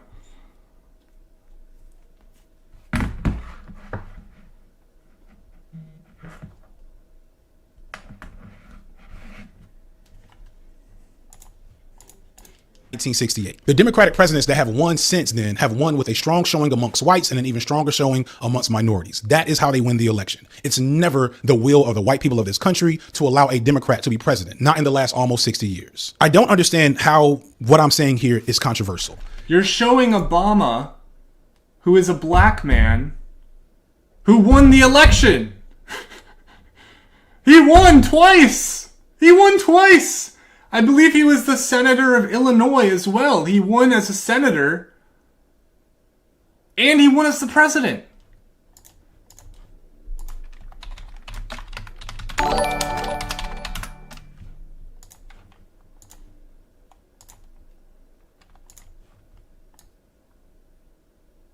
He won 365 electoral votes.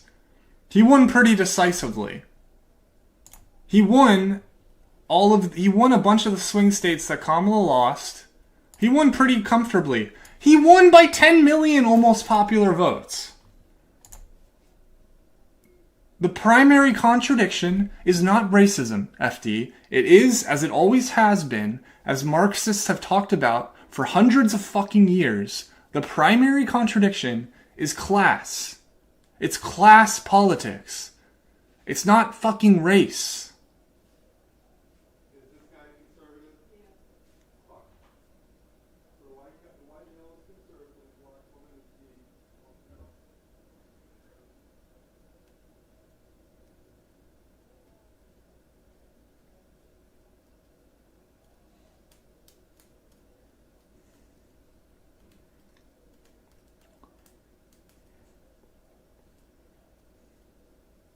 Obama won a decisive victory over John McCain. John McCain, a white man, military veteran, a racist best fucking friend. And Obama beat him decisively because Obama ran a change, populist campaign. Washington must change. He literally ran a populist campaign that turned out to not be all that leftist, but it was very populist in some ways. And he won decisively.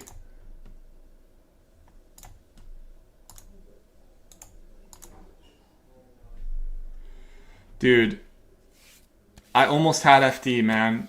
We almost became friends. He liked my Tankies video, and then the fucking anarchists and the liberals are like brainwashing him. If you are trying to understand the political reality of the United States of America, then all you're really doing is trying to understand the politics of what motivates white people to vote and be politically active. And I can only guess as to why. Guess what, FD? There was probably a much larger percentage of white people in 2008 than now, yet Barack Obama still won decisively. 43% of whites voted for Obama. Yes, 55 voted for McCain. No shit. No shit, there's racism. No fucking shit. But it's about more than that. Because Obama, whites are the largest demographic, and they played and overall, it wasn't just whites, it was everyone, because they wanted a populist. How are anarchists brainwashing him? Because anarchists don't always engage in materialist analysis, so they might come to fucking stupid conclusions like it's just racism.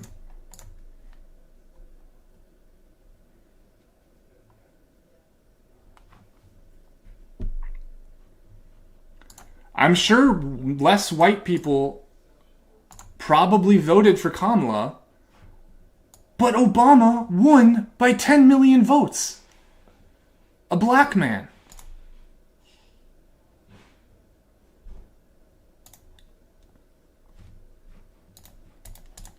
By a large portion of 76 million people who are white voted for Donald Trump.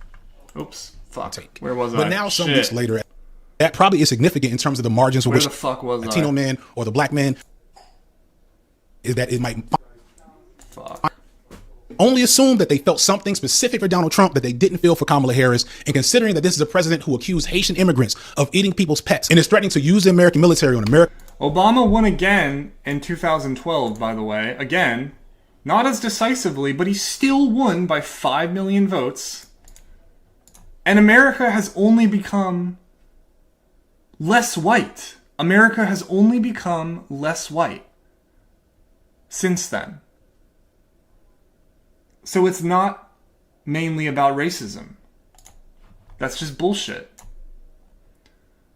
A white woman, she won the popular vote, but like, you know.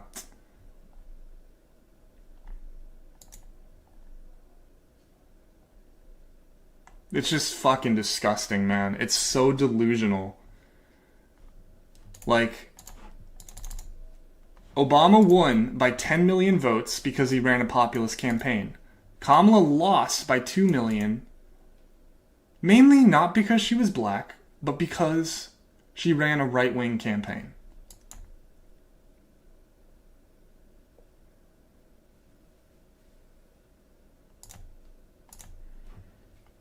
To the people in chat, I don't know if you heard me, but I said racism plays a role.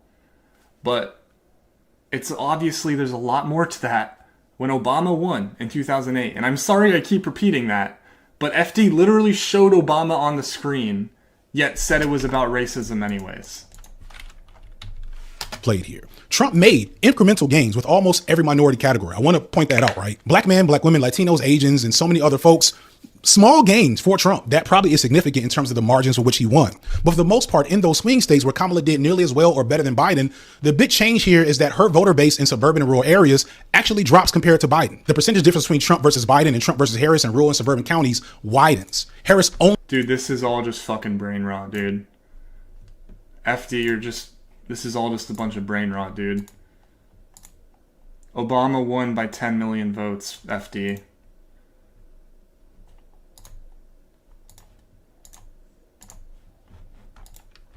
only doesn't get blown out because she was able to turn out large numbers of voters in urban areas, aka black people and white liberals, the same voter base that many on the left are accusing of her not inspiring. Now, of course, I would argue that those voters are probably more inspired to vote against Trump than to vote for Kamala. I know that's what it was like with Biden. But again, we're talking about the difference between a bad campaign and an effective one. And the only difference between her and Biden on paper is her skin color and her sex organs. Is there a version of Kamala's campaign where she ran as a Maybe people did not want another Joe Biden.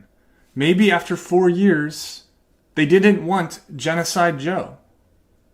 Maybe they didn't want a carbon copy of Joe Biden.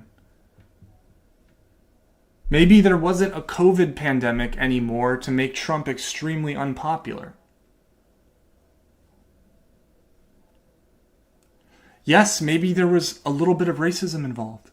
But for the 1000th time, Obama won by 10 million votes when the country was more white than it is now.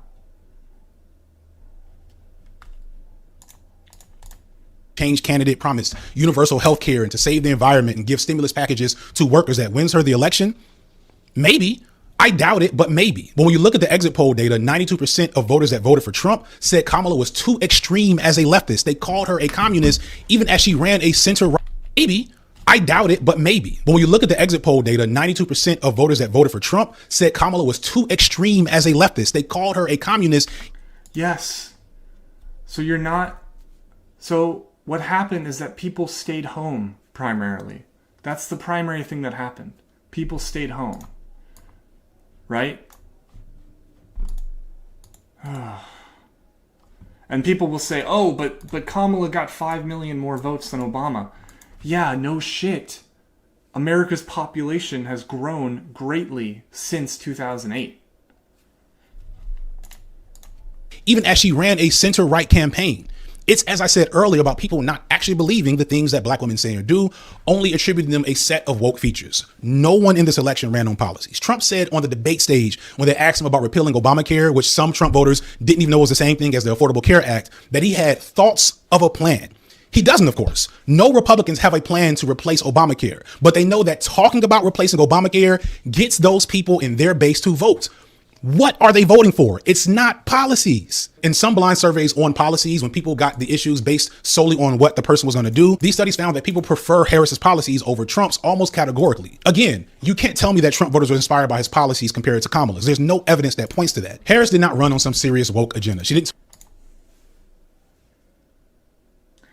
Jackson had serious charisma and got trounced. Was that the popular... But he ran for a third party, right? Or no?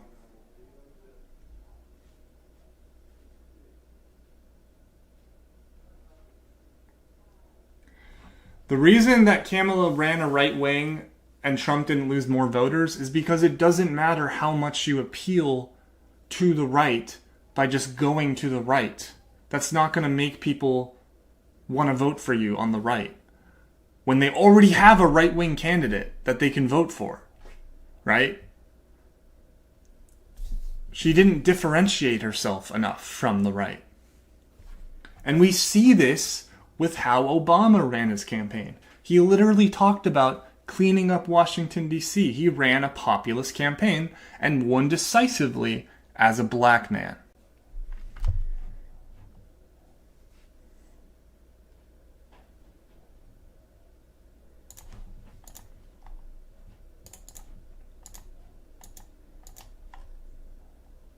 Yeah, and that's a good point. I mean, again, yeah, the votes that didn't go to Kamala, they came from the 7 million people that didn't vote for Joe Biden, that voted for Joe Biden but didn't vote for Kamala, right?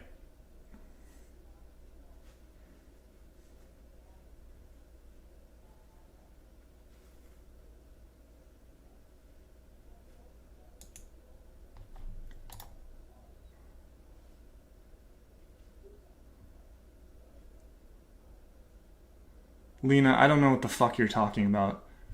It's important. Oh my god. Oh my god. It's important to debunk the idea that Kamala just lost because of racism. Because that's just an excuse to not actually change policies to actually help working people more, rather than running a reactionary right campaign. That's why it's important to talk about whether it was racism or not.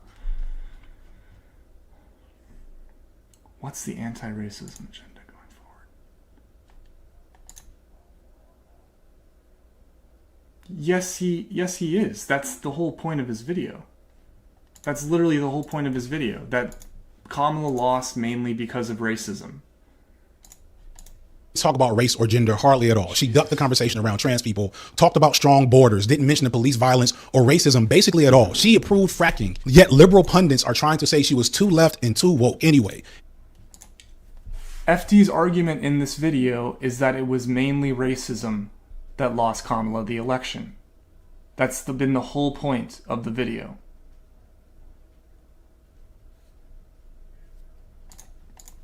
So God forbid she may have actually ran a populist campaign on change like Bernie did and talk about those things that are important to her base, because she probably would have gotten even worse. But if she were Bernie, if she were a heterosexual white man, I'm confident she'd have won with exactly the same campaign strategy of not really saying much, because again, that's what Biden. Oh my god, FD. Oh my god. Oh my fucking god, dude.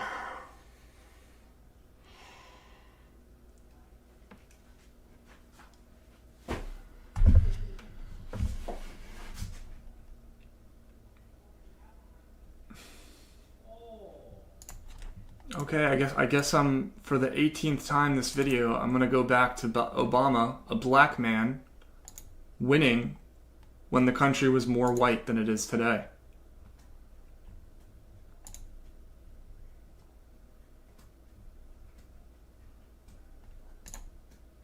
It was not because Kamala was a black woman.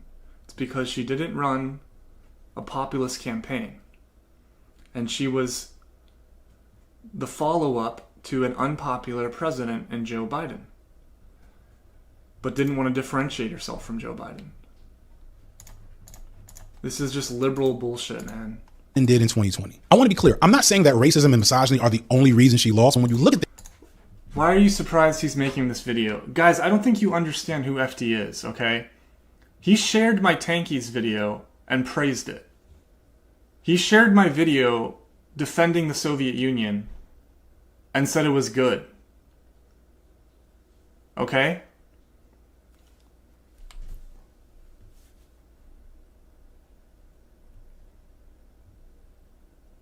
That's not what she said, Radical. That's not what he said, Radical Edward. He's saying stupid shit, but that's not what he said. The info that we have, you recognize that she lost white voters, that many white voters stayed home, and that she did well in swing states despite not having policies, and that hundreds of thousands of voters showed up in swing states explicitly to vote for Donald Trump, who also didn't have policies. She even won independents. I was surprised at that. That was something that was not true early on in the. Okay, Pride Tunes, tell me the video that FD made that made you certain he was always a liberal.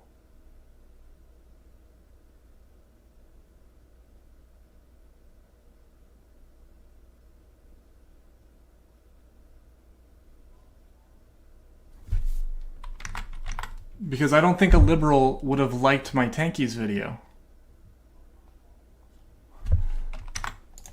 Election data, but in the aftermath of the election, she won independent voters. But those people that wanted what Donald Trump was selling, they came through for him and they didn't come through for Kamala. I'm a researcher by trade, but I'm not a quantitative guy. I didn't do the most rigorous analysis here. I didn't run any regression tables. I welcome those of you who have that skill set to come and look at what I've looked at and come to your own conclusion.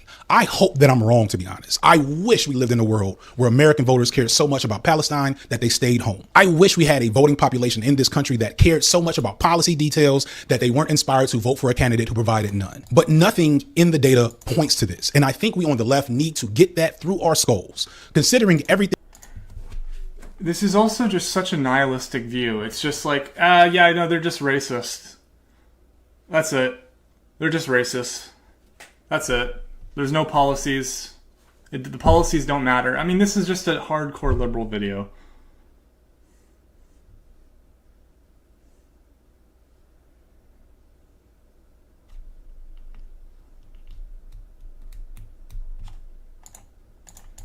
Thing I've shown you here, I'm genuinely asking you in the comments, please, for my own sake, for everyone's sake, find a better explanation than racism and misogyny that actually makes sense. I'm begging you to prove me wrong with something more than will for ignorance and vibes, because the data points to Trump uniquely motivated. All right, dude, this guy needs to fucking bring me on. I need to fucking educate this guy.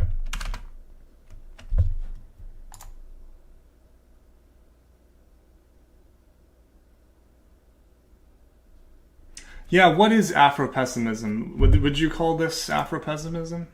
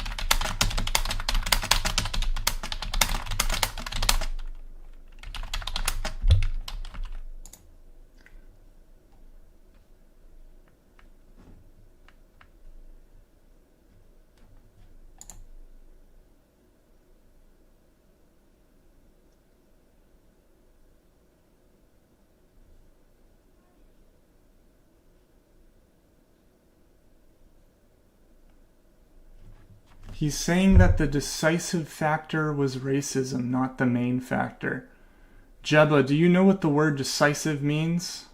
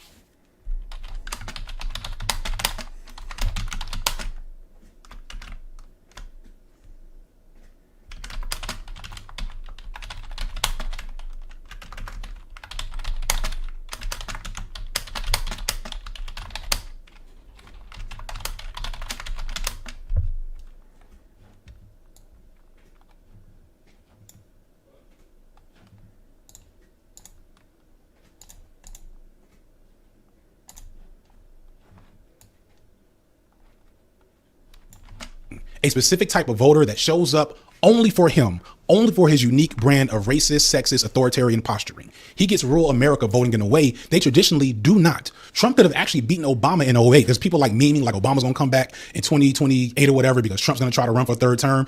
He's going to beat Obama too if we don't fix the actual core issue. How? That's just vibes. You don't know that? Says who? It's just like...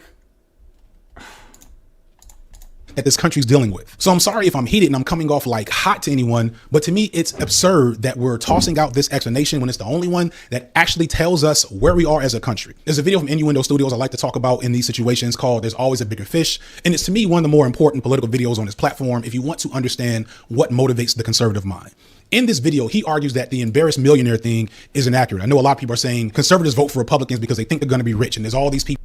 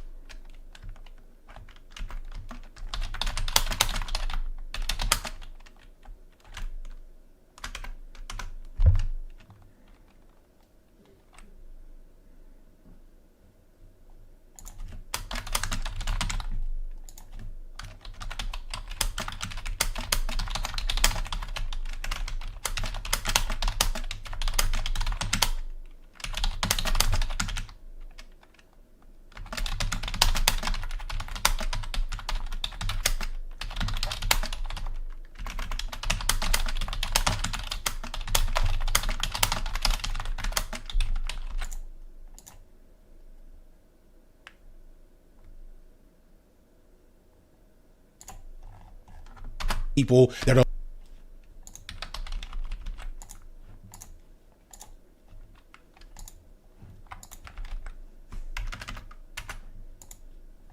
Yeah, comment under his video and tell him to check out this stream because I think his analysis is very off. like Trump represents the lifestyle and ideology that I want to have, even though I work at Foot Locker and make less than $30,000 a year. He makes an argument that that's not really what it is. He argues instead that conservatives fight for power for other conservatives, not because they think that they'll be powerful one day, because they feel like the people who have that power are supposed to have it. And they feel like people who naturally don't have power should never have it because they haven't earned it. And somehow those who do have power did earn it. And this is why Trump can get away with saying that he started from a small loan of $1 million and had so many conservatives be okay with that. And this is what Trump presents to the world, this populist strongman figure that puts everyone in their place and cannot be controlled or held accountable in any way. This is why he had to say the previous election was stolen. And even as he faced charges and was convicted on some of these charges,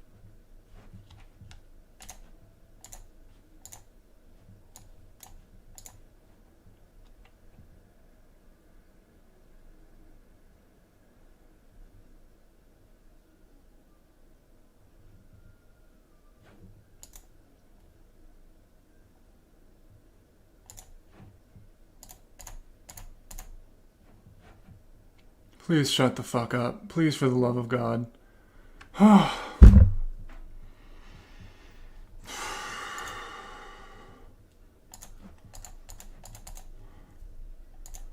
it doesn't make a difference. It's why his assassination attempt was a huge deal for him. And the media and everyone else just keeps letting him get away with it. No matter how dumb he looks, no matter how little some of the things he says make sense, it doesn't matter because he's Donald Trump and he can get away with it. But you know who? It's just vibes. He's Donald Trump and he can get away with it.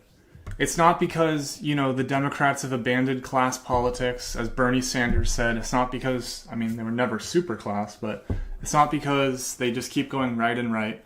It's just because he's just some magical figure who can... This is all just such hardcore liberal analysis. It's the great man theory. He's just some aberration of the system that can just magically win elections no matter what. Ugh.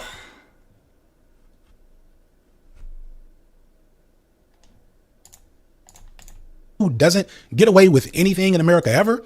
Black people. especially black women. No group is more required to know their place and know their lack of worth in this country than black women. The double standards for women become quadruple standards for black women. Beyonce didn't even get nominated for a country music award.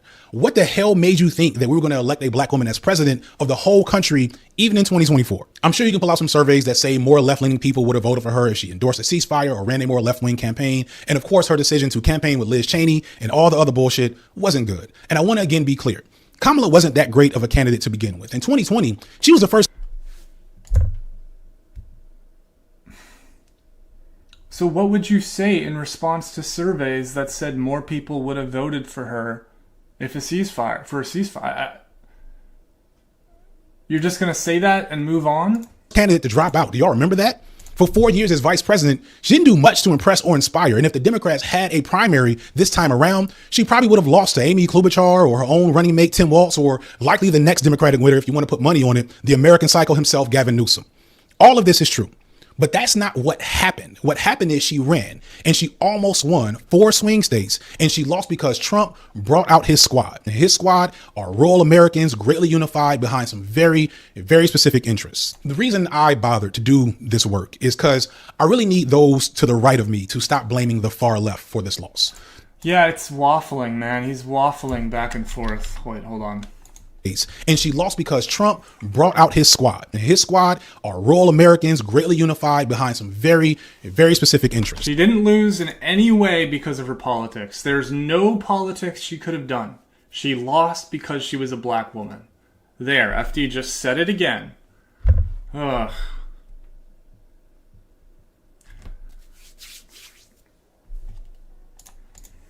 The reason I bothered to do this work is because I really need those to the right of me to stop blaming the far left for this loss.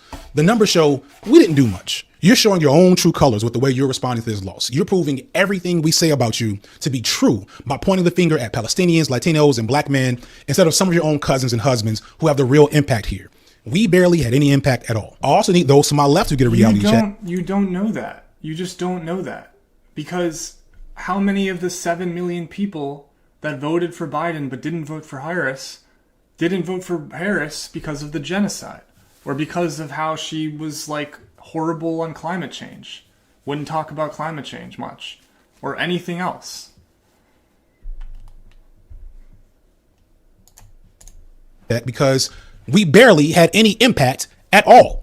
We are much further from our... How do you know that? How do you know that? You think all of the leftist pundits, Hassan Piker, Second Thought, all of these big leftist influencers making videos about the genocide and all that, you think they didn't play any role in the election? I disagree.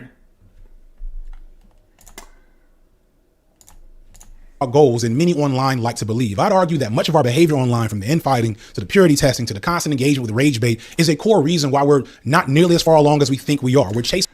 FD wants to use data when it supports his argument, but whenever something might threaten his argument, then he doesn't want to use data. You know?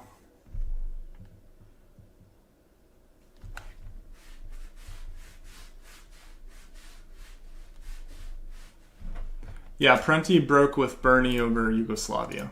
The feeling of winning something, anything, and getting it with mean tweets and comments while nothing is actually getting done outside of our screens. This isn't everyone to my left.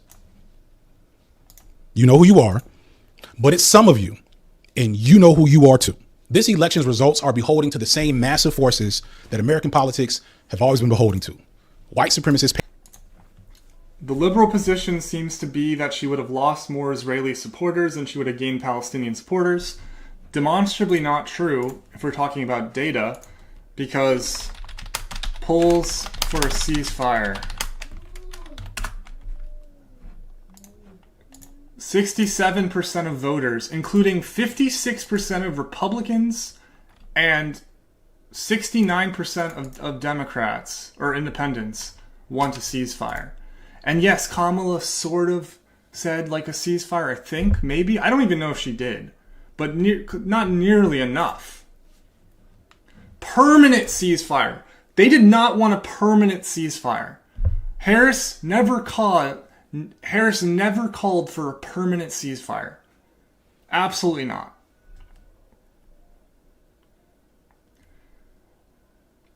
And when a permanent ceasefire included release of hostages, it went up to 74%. This is how fucking out of touch Kamala and Biden are. 74%. 63% of Republicans wanted a permanent ceasefire. 63% of Republicans wanted a permanent ceasefire. 78% of independents wanted a permanent ceasefire.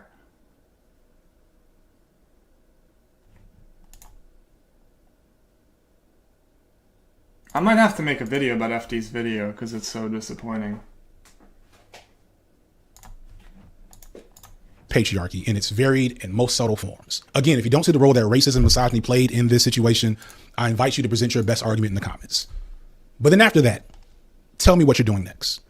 One of the reasons I voted for Kamala is because I wanted to avoid making a video like this because I knew as soon as she started losing that I was probably going to have to make something like this. Because while Kamala represents a horrible status quo that I've been talking about from jump, again, be clear where I stand. To me, there's value in not resetting the meta of what resistance looks like to the institutions that both Trump and Harris really work for. I might be wrong about this. This is not a hill I'll die on. In fact, if you look at like the person that Trump just appointed as his borders are, that same guy that people are crying about worked for Barack Obama. Like, people that say that you can't compare the two, you're lying to yourselves. But anyway, in the aftermath, hold on. What did you say? Really work for. I might be wrong about this. This is not a hill I'll die on. In fact, if you look at like the person that Trump just appointed as his borders are, that same guy that people are crying about worked for Barack Obama. Like, people that say that you can't compare the two, you're lying to yourselves. But anyway, in the aftermath of this election, the whole game has been reset. We're putting effort into settling down foaming at the mouth liberals who are going full mask off with Zionism, imperialism. We're also dealing with charged up conservatives preparing for the Christo-fascist regime that Trump Like my comment under his video so he sees it. is trying to put in place. Resources that may have went to further resistance for Palestine are going to be used to fight under the Muslim ban here in the United States. Bad immigrant policy that we already had is going to be leveled up to militarized mass deportation. And this isn't even getting into the drastic changes that will likely face LGBTQ people and especially trans people going forward. And I'm not saying all this to prepare for a future I told you so, because at the end of the day, Kamala and the Democratic Party deserve exactly what they get. They are bad for all the reasons we know them to be bad. And all the things we're complaining about are exactly why they're bad. So they deserve it, but we don't. So what are you going to do about it? After you leave your comment of approval or your comment of disapproval, what are you going to do next? What meeting do you have on your calendar? Have you reached out to your neighbors to see who you could coalition build with? Are you capable of protecting yourself or others? What are you doing besides watching my videos? I don't know what should be done. I'm just a creative. I'm not a leader or an organizer. I'm barely affiliated myself. But I will tell you, regardless of what you think of this video's thesis and me, now that the election is over, neither of those things are all that important. Whatever work you are doing or planning to do while supporting or resisting a Kamala Harris presidency, you should be doing the same exact thing under Trump. You need to wrangle whatever loose threads you have developed from this, get over whatever it is that you're needing to get over, and get back to work in whatever way you can. So in support of that, the pinned comment of this video will be used as a place to list organizing opportunities and networks of support. Please be responsible, as this is a Google platform that is public. None of this is secure, but if you have a safe way to share an org that you want to support and pull people into, please list them there, contact info for them, location, etc. in that pinned comment. Please put nothing else in that comment because I don't want it to get bogged down with debate. Feel free to broaden that discussion elsewhere in the comments, or if you're still not with me in my explanation, explain why. Again, What if I post this under the comment and then I say like join a communist org or something like that? So I post this and then I say like join any communist. Yeah, he'll probably not like that. But yeah, this video is basically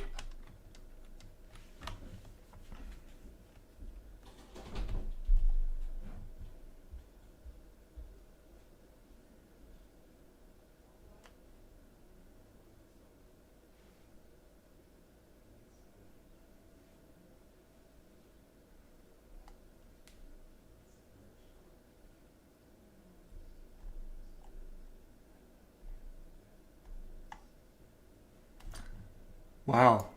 What the fuck?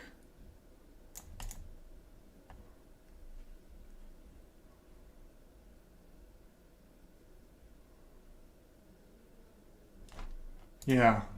Sounds similar to Afro-pessimism. No, I did not comment under the pinned comment.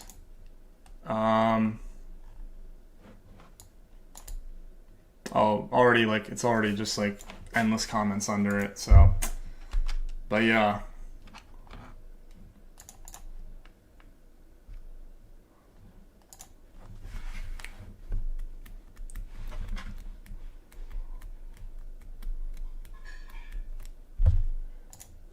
Yeah, pretty bad video, sadly.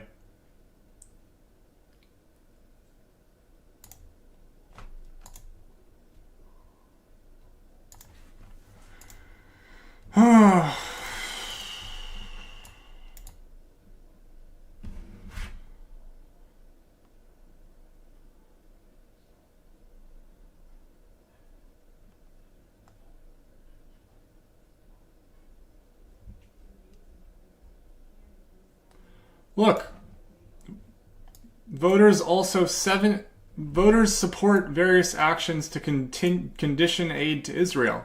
Another thing that Biden and Kamala did not do at all, to my knowledge, was condition any aid. They should cut off all aid, right? They shouldn't give aid at all.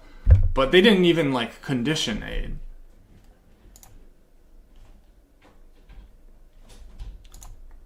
Nah, you're too annoying about the Lenin vid. You gotta pay me $3 or I'm not watching that shit. You can't just rely on someone else to dono. It's your recommendation, you gotta pay for it. You can't find my comment? It should be easy to find. It's like the first fucking comment, I think. It's literally... Oh, wait, no, it's not. Oh, no, you just gotta scroll down pretty far. Oh, my God. Yeah, there's just endless fucking comments.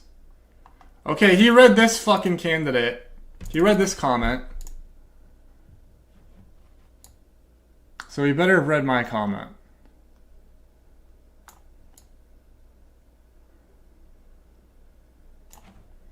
Yeah, it's all the way down here. You just gotta scroll.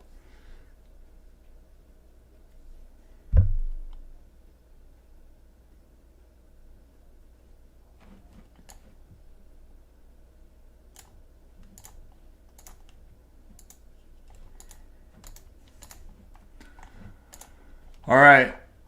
If there's a dono for it, I'll watch the Lenin video, but if not, we can check out this Mexican gang video and see how fucking disgusting it is.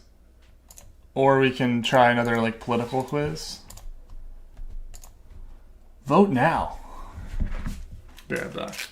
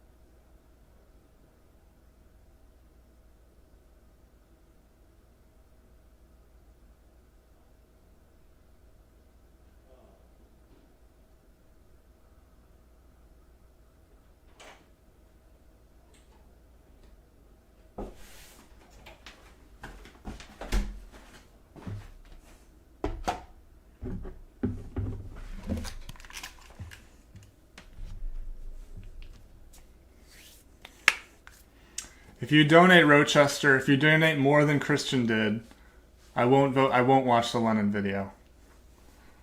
Money talks, baby.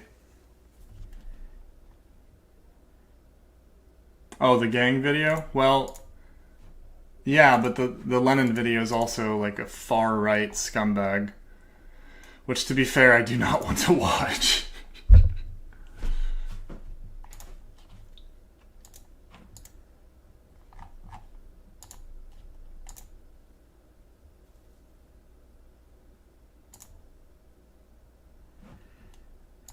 Alright, I think it's going to be the Lenin video, it looks like.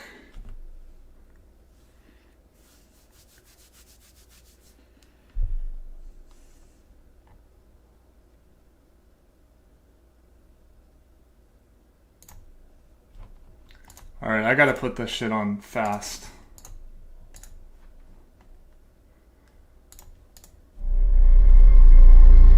Last summer, I was fired from the editorial board of the Seattle Times for criticizing Vladimir Lenin. In a column I wrote on the grotesque 16-foot statue... Oh my god! Wait, what? This is the guy that got fired? Oh my god, is this the guy that got fired for saying Lenin is worse than Hitler? I did not know this is what that was. This is the guy that got fired for saying... That's what he said, right? Dictator erected in the Fremont neighborhood of Seattle, I highlighted the moral depravity and selective outrage of many on the political left. In the summer of 2020, I saw folks in nearby Portland tear down statues of Thomas Jefferson and George Washington because, despite founding one of the greatest liberal democracies in human history, Washington owned 100...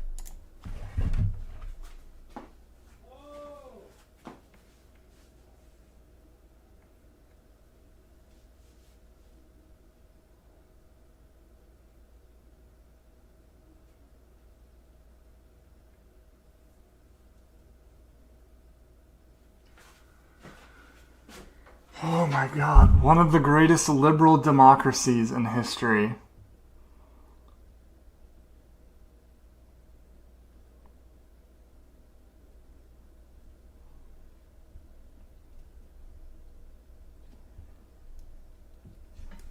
No person has ever been more rightfully fired.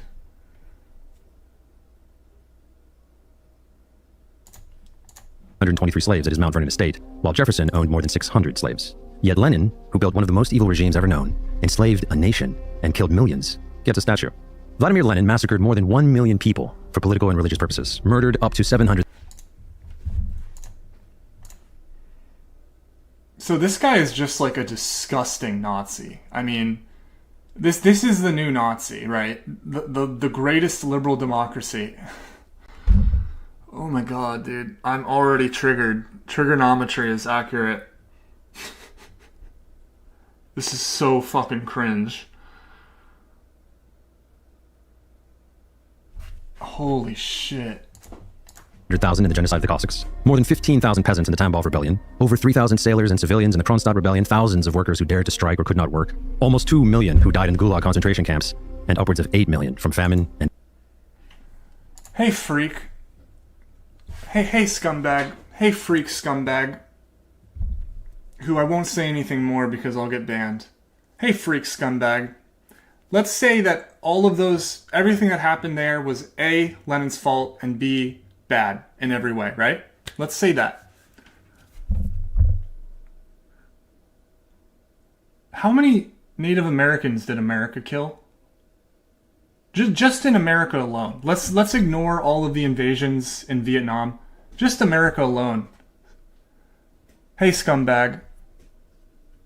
How many black people were enslaved, scumbag? You fucking disgusting, depraved freak. To call America one of the greatest liberal democracies and then go on to compare it with Lenin killing people. I mean, I'm just shocked. I'm just totally shocked. I mean... and disease. As Konstantin Kisin has argued, communism is even worse than fascism. The violent breed of communism that Lenin created, carried forward by the likes of... He's doubling down. Didn't he apologize? Didn't he apologize or something to try to save his job? He deleted the tweet, I'm pretty sure, and then I think he released an apology or something. But then he gets fired anyway. And then once he gets fired, he's like, fuck it, I'll just double down.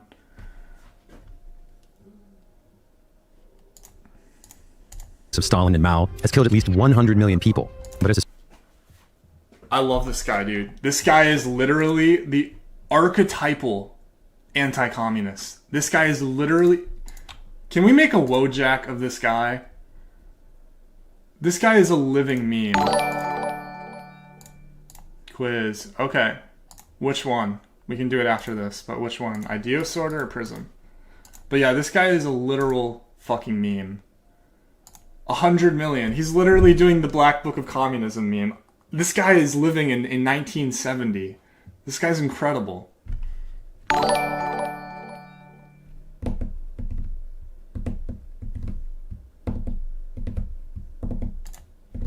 Historians dig deeper, that number is ever growing. Fascist.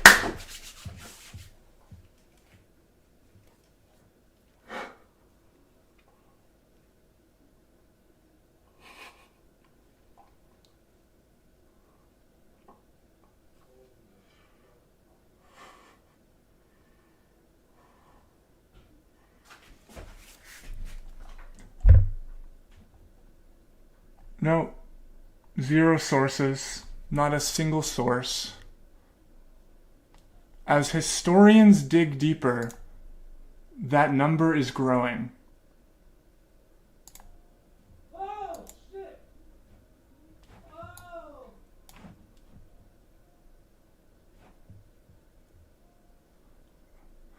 Look at...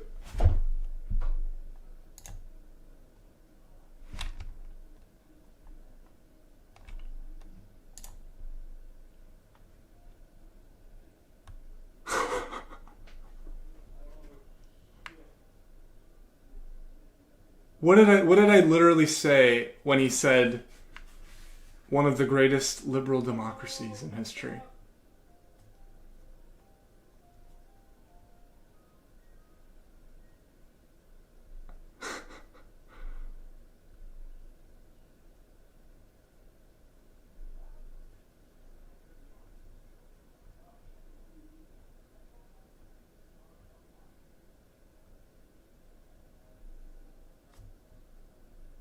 For those who are only listening to this and not watching this, I just went to this same guy's Substack, and his most popular article is titled, "The Case for Colonizing Gaza, Why Some Cultures Have to Be Forced into the Light."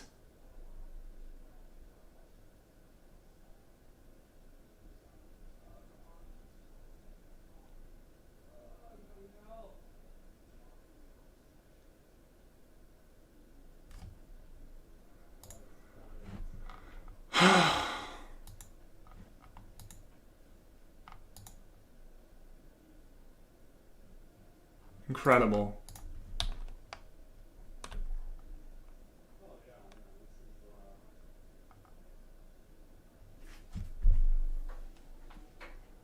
The problem is with the Palestinian people themselves and their hate-soaked culture. What did I say when I said this guy's living in the 1970s? Never mind. This dude's living in the literal 19 fucking hundreds. Like 1910.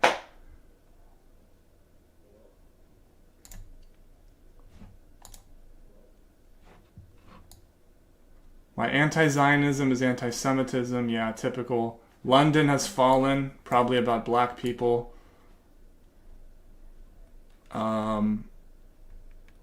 Letter to a socialist gay wonk.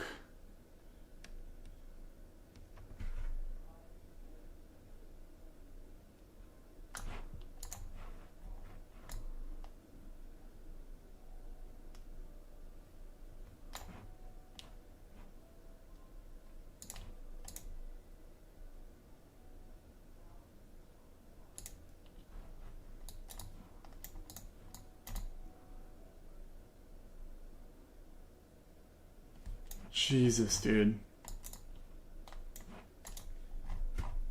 Fascism, by comparison, has killed roughly 36 million people.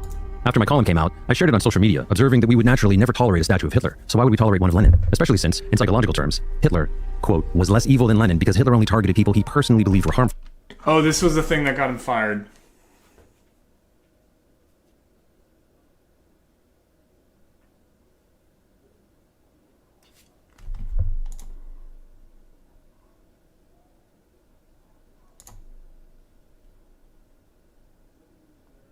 Lenin... This is one of the stupidest and most repulsive, disgusting human beings I've ever seen in my life.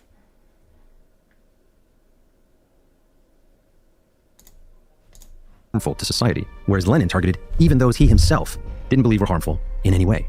In other words, in his own twisted mind, Hitler believed he was protecting the innocent.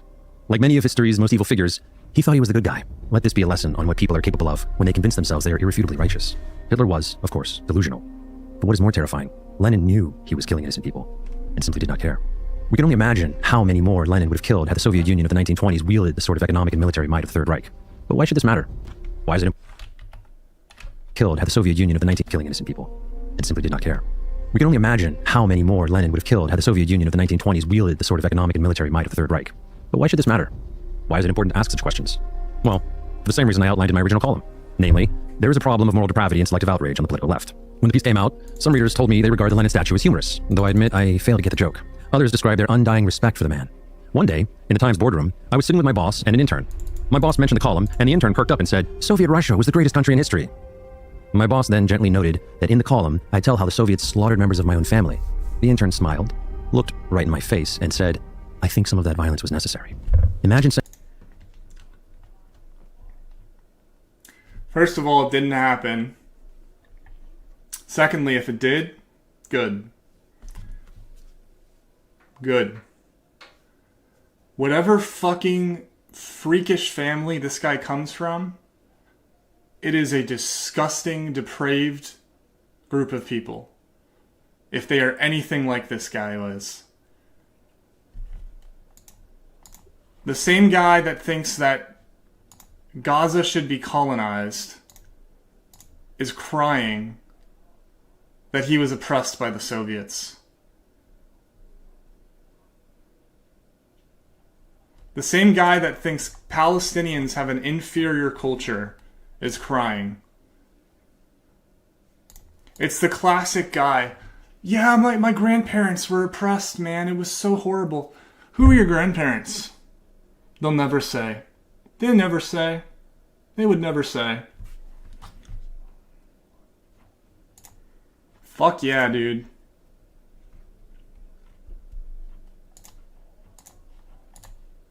Saying that to a Jewish person immediately after hearing that they lost family members in the Holocaust. This is why the conversation matters. People even now are celebrating Lenin, Jordan Peterson once said. That's like celebrating Hitler. Okay, I'm dead serious about that. And the fact that people can dare to think that that's okay means that there's something wrong with the way that we look at history. Lenin was a monster. But Lenin was a decidedly different kind of monster. Hitler, Stalin, and Mao all grew up in suffocating poverty with brutally abusive fathers. Stalin's father, a shoemaker named Vissarion Djugashvili, was a crazy drunk who brutally beat his wife and son Joseph. Hitler's father, Alois, was not only an abusive drunk, but an incestuous pedophile. The point being, men like Hitler and Stalin became monsters through horrific circumstances. And we can perhaps imagine a time in their youth where they might have been steered down a different path. In Chapter 2 of Mein Kampf, Hitler describes his initial hatred of anti-Semitism upon moving to Vienna in 1908 at the age of 19. Many don't realize it, but the title of the book, My Struggle, refers not to his struggle for power, but against anti-Semitism. And it is in Chapter 2 that he describes how he lost that fight at infinite cost to the world, including my family. By contrast, Lenin's father was far from poor. He was the director of primary schools for the Simbirsk district, later for the entire province, and was eventually named an aristocrat. This is such garbage trash, man. Ugh. Lenin grew up in comfort and was not steered down a ruinous path by physical or psychological torture. He was not run over by a horse-drawn carriage as a child like Stalin, or beaten for reading books like Mao. He was not made into a monster, and whatever evil lay in his heart. This guy is just the stupidest motherfucker ever. Lenin's brother was fucking murdered, I believe, in a protest. Lenin's brother was murdered in some sort of protest, I believe, first of all. Secondly, yeah, you can come from good conditions and want to improve the lives of the people. Like, you don't have to come from poor conditions. And obviously that's what Lenin did. He was not some psychopath. Like, this is not even worth, like, trying to debunk. It's so dumb. You can watch any actually academic video on the Soviet Union. This is just slop. Was apparently there from birth. People sometimes make the claim that it was Stalin, not Lenin, who was the great evil of Soviet Russia. I like to remind them, as New Yorker editor David Remnick wrote in his Pulitzer Prize-winning book, Lenin's Tomb, that someone once made a similar comment to the Soviet diplomat Vyacheslav Molotov, one of the few people in history who personally knew both Lenin and Stalin. Molotov replied, "Compared to Lenin, Stalin was a mere lamb. In psychological terms, Stalin displayed sadism, narcissism, and most of all, paranoia." In her 2013 paper, Psychopathology of Joseph Stalin, the clinical psychologist Marina Stahl argues that Stalin had paranoid personality disorder. Hitler was variously believed to have had all 4 cluster B personality disorders or possibly schizophrenia. Oh my God. A 1993 study used the personality assessment This is schedule. such garbage. He hasn't cited a single source. He's just talking about how Lenin's a psychopath. This is what you wanted, guys. To conclude, Hitler had psychopathy, paranoid personality disorder, or histrionic personality disorder. A 2007 DSM-4 assessment of Hitler by psychologists at the University of Colorado considered the possibility of psychopathy, but concluded he probably had paranoid schizophrenia. This followed the work of Canadian psychiatrists W.D. Vernon and Henry Murray, the Harvard psychologist who authored the landmark 1943 report, Analysis of the Personality of Adolf Hitler.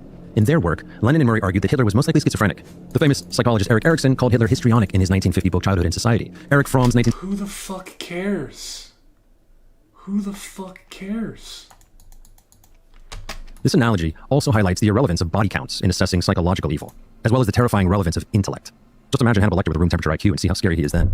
Consider that while Hitler, Stalin, and Mao were of middling intelligence, Lenin was an intellectual giant who not only played chess with the greatest masters of the day, but gave them a good game. The reference to Joffrey the Ill-Born and Hannibal the Cannibal also captures the primary-secondary psychopathy distinction. A secondary psychopath, or type 2 psychopath, is made by environmental factors, and these tend to be impulsive, unstable, and not very bright people. If Hitler was a psychopath rather than a homicidal narcissist, he was almost certainly a type 2 psychopath. Then you have the primary... How the fuck did this guy ever become a writer for the Seattle Times? I mean, it's good that they fired this guy, but like, how the fuck did he ever become a writer in the first place? This dude is one of the dumbest people I've ever seen in my life.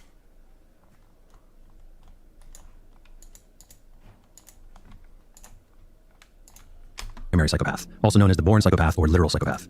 For these people, it makes no sense to imagine a time in their youth where they might have been steered down a different path because their problem is biological. Like Hannibal, the type 1 psychopath is not impulsive, but calculating and methodical. He's not dim-witted, but extremely intelligent. He's not socially disruptive, but charming and manipulative. We know that even in his early youth, unlike Hitler or Stalin, Lenin was an amoral monster who tortured his siblings and displayed an inhuman lack of empathy.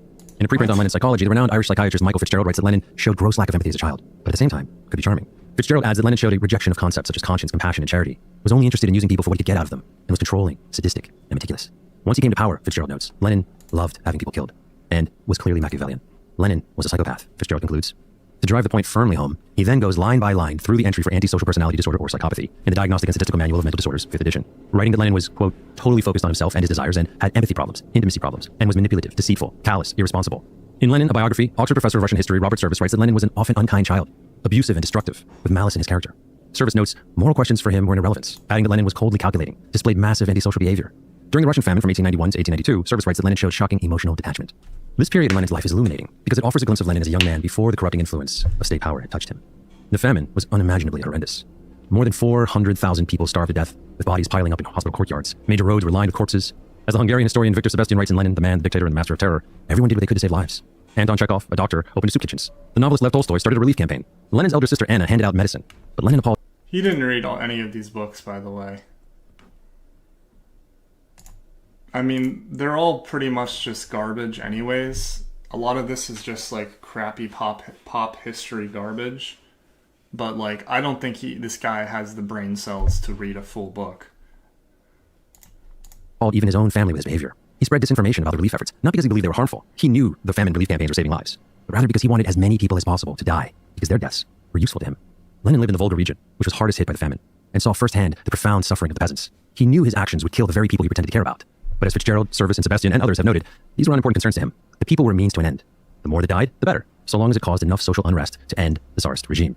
You might think he was simply willing to break a few million eggs to make an omelet, but his was not a cause for the greater good. It was personal. His elder brother, Alexander, had been a terrorist who tried to kill Alexander II and was hanged. The family was shunned by polite society, and whether Lenin truly loved his brother or was merely offended by the slight to his reputation, he became bitter and spent years obsessing over violent fantasies of revenge. He had, as Service plainly puts it, a lust for violence. That lust was fully manifested once he took power. According to Dmitry Volkokonov, former assistant to Yeltsin, who wrote a biography of Lenin based on secret Soviet archives, lack of pity, class hatred, and Machiavellianism were the highest revolutionary values. Alongside these was terrorism, as terror would break the will to resist of millions. Initially, Volkokonov writes, Lenin offered justifications for the evil he wished to commit, citing revolutionary conscience. Later, he dropped all pretense and instead began repeating Maxim Gorky's phrase, the logic of the axe, meaning persuasion by execution. He no longer needed to pretend. He was a serial killer in charge of a mafia state, a pure psychopath, and blood and suffering would not end with him, nor with his henchman Stalin. What has sadly faded is not his evil political cause, murdering the people in the name of the people. You can find that to this day in the genocide being carried out by China, or in the pro-Hamas chants being sung by students on US campuses. What has faded, alas, is our memory of the man and who he truly was. No person in human history has ever set a stone rolling that has crushed more people or left more blood in its wake. Thankfully, pushing back is simple. We need only tell the truth. Okay, Yeah, I mean, that was just about the slop I expected. Yeah, Lenin, total psychopath, right? But this same guy who wrote The Case for Colonizing Gaza in 2024, normal guy, totally normal.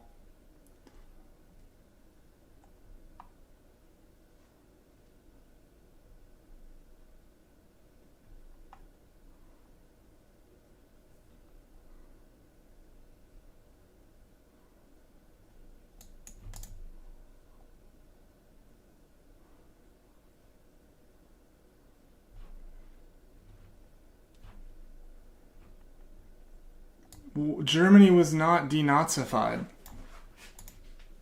Far from thoroughly. Plenty of Nazis were thoroughly reintegrated back into German society. I mean, this is the kind of guy that I don't want people to recommend me to watch, because he's so bad faith, so dumb, and so far right that it's just pointless. It's pointless trying to talk to try to engage with that shit. You can watch any video by Bestie Marx on this and just how many Nazis were kept in Germany.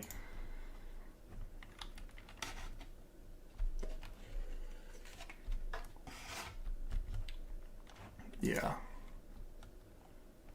Gross. Oh, okay.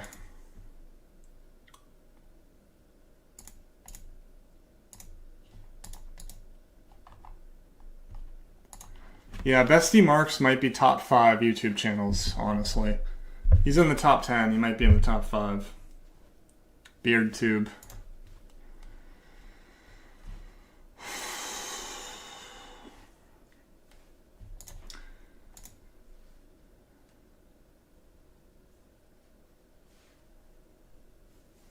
Anyways.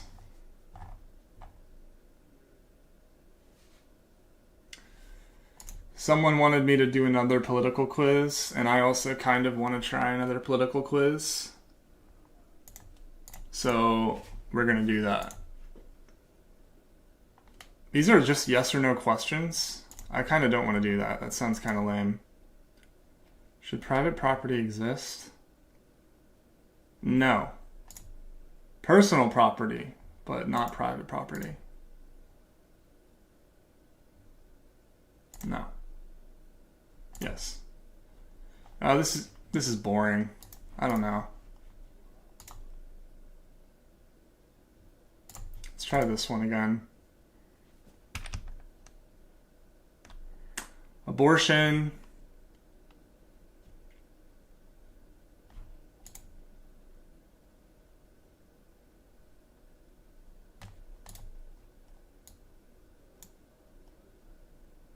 Yeah, that video is that quest is literally just like, are you a communist or a capitalist, basically. You should I completely disagree. Ban abortion, trying to hurt the poor. Right to life is a fundamental right.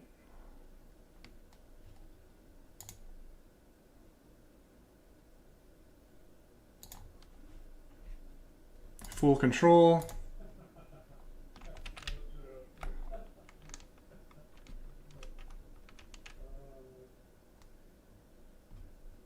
I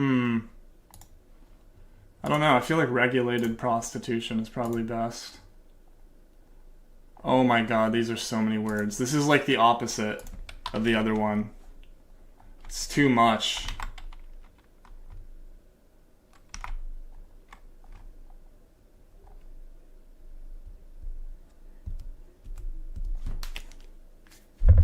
Nah, my brain is too mushy for this shit.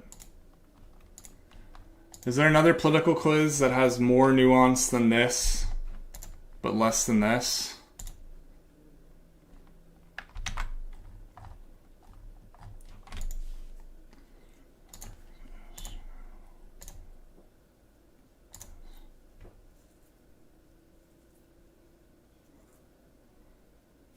I mean, under Marxism-Leninism, the workers are the state. The state represents the workers. It's a workers' state. Yes. No. It should be both. Yes. What is Mao's three worlds theory? I've got no clue what that is.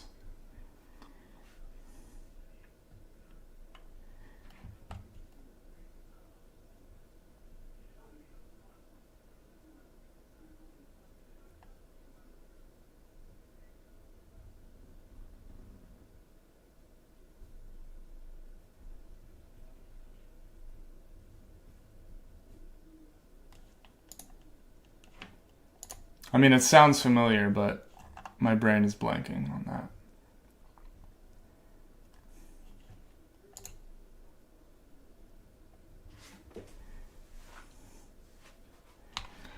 The existence of the first, second, and third world. Okay. Yeah, I mean, I kind of agree with that. I think that there should be considered a fourth world, which I think Michael Prenti briefly mentions, and I was working on a video about that.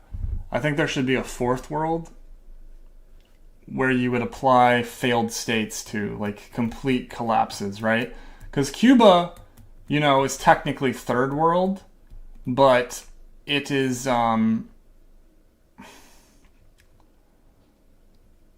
it's a lot more advanced than fucking Haiti is, you know? So I think there should be a fourth world for something like Haiti. Oh, wow. What the fuck? That was fast. I'm a Maoist. Okay, what happens if I do no? I'm a Marxist-Leninist Maoist. Why did I not become a Marxist-Leninist? What did I pick that made me not a Marxist-Leninist? I went too fast.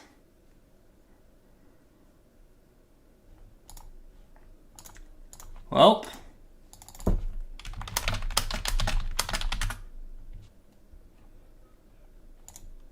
Oh, so it made me a Maoist because I agreed with the Cultural Revolution.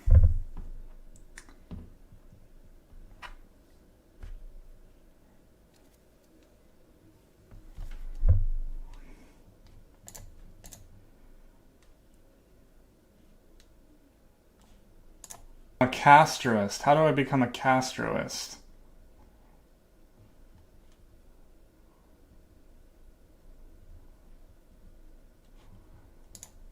Castroism believes the vanguard party should only educate and not be a part of leadership.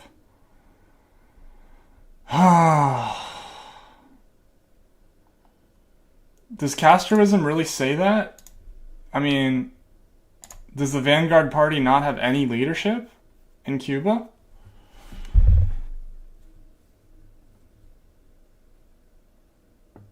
I love Fidel Castro, by the way. I'm a big fan. I don't know. No, I haven't watched Jason Unruh.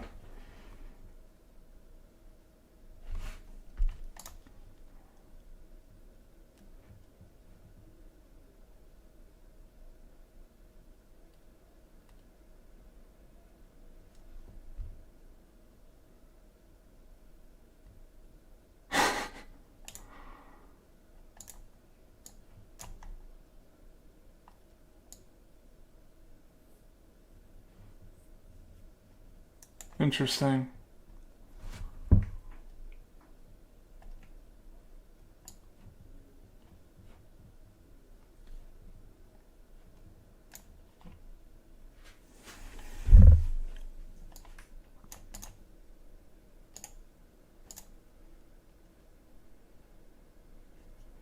No, I think that test is okay overall.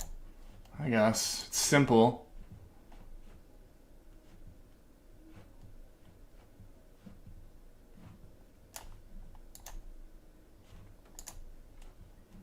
All right, what next? Give me money and I'll watch it.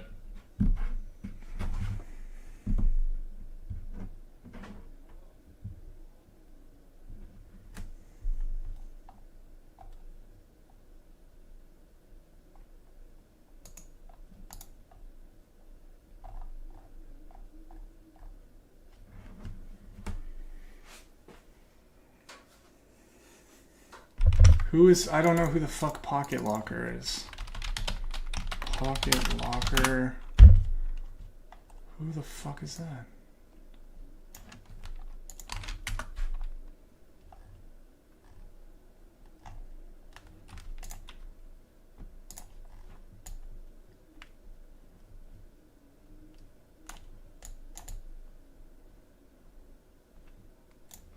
There's just a bunch of gun YouTubers. I'm literally just getting a bunch of gun YouTubers. I don't know what you guys are talking about.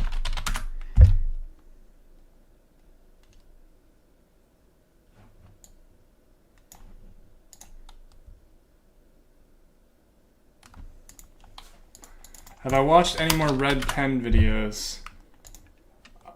Did he do the one about Afghanistan that I wanted to watch? No, he didn't. I still need to watch that.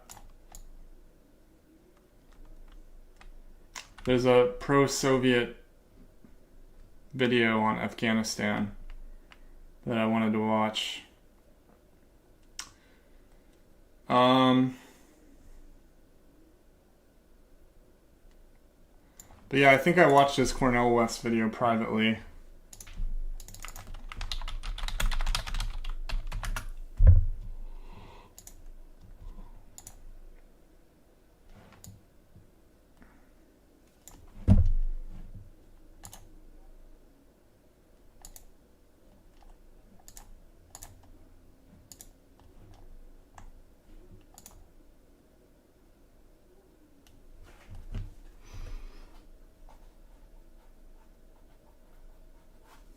Play his response to what?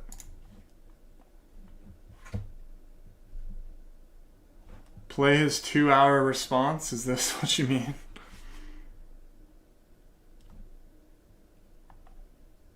Play his vote for Kamala thing? Yeah. I think I'm good.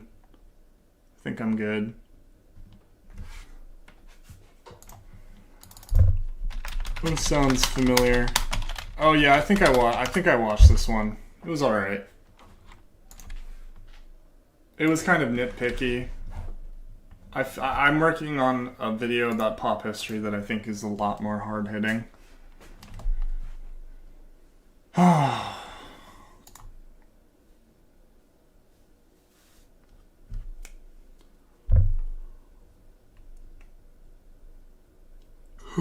Pay me and I'll watch it.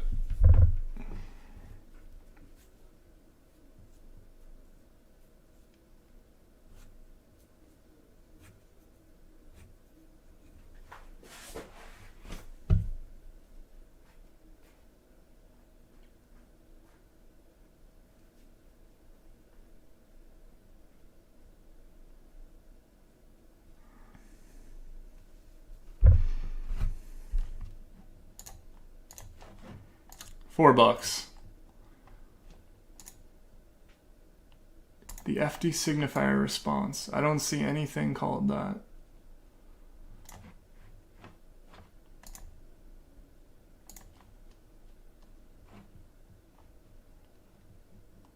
The video that FD released today? Because the last live stream this dude did was 8 fucking days ago.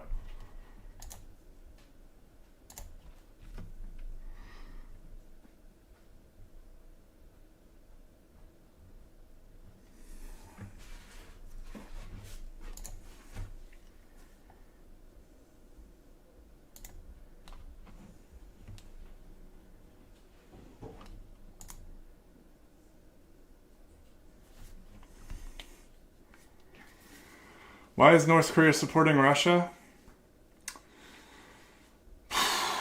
That's a complicated question that I don't know if I'm equipped to properly answer.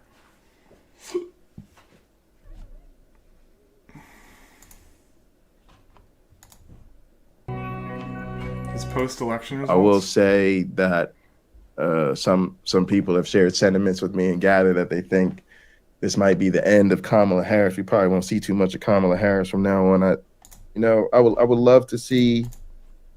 All right, give me the $3. I'll be back.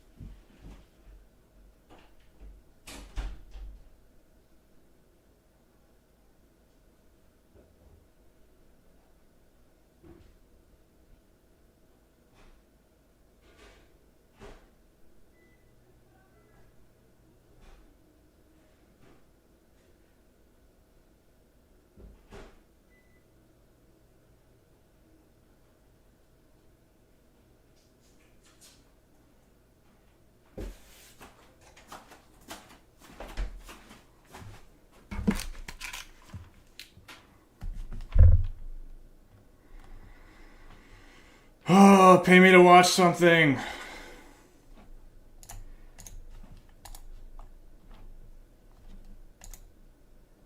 Come on, simps. Pay up.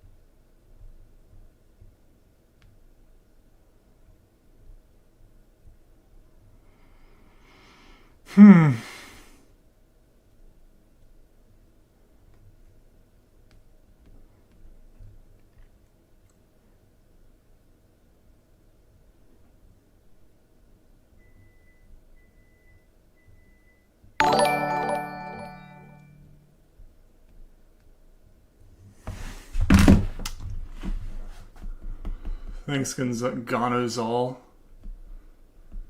Gonozol 8.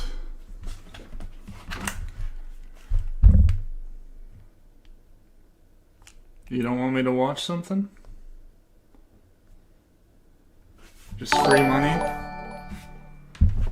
Alright, there we go. Okay. Okay. So, I don't know what exactly you want me to watch, because this dude has, like, is a 2-hour stream.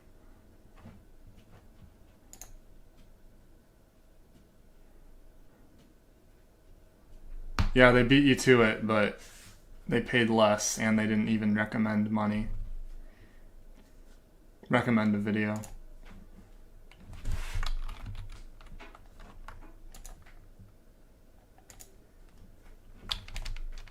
Case, I suspect this might be more or less the end of Kamala Harris, but I'm very proud of this woman. I think she ran a great campaign. There's a lot of bad takes going around. I think a lot of people will try to place blame at her feet for this. Every campaign has missteps. Every campaign, every candidate says things that you just fall out of your chair, like, oh my God, I wish you didn't say that. Every get out the vote operation goes right when they should have gone left, goes up when they should have gone down. It's hard to know these things. But largely, I think criticizing Kamala Harris is a fucking mistake. I think if you're going to pull this shit where you're going to compare this to Hillary in 2016, you're an idiot. I think if you blame this on, oh, well, they didn't do enough to turn out the far left, and you're a fucking idiot. Kamala Harris ran a great campaign and brought a sort of dignity, maturity, competence, but also passion, joy, and she just conducted herself incredibly well, ran a very impressive campaign, accomplished monumental achievements in like 100 days or something. Just a fucking Herculean effort. And really, This is interesting to just see the delusional, the true, like, delusional liberal perspective, and to just, like, sigh with disbelief. one of the best campaigns we've ever seen. Yes, I wish she in like 100 days or something. Just a fucking Herculean effort. And really one of the best campaigns we've ever seen. Yes. One of the best campaigns we've ever seen.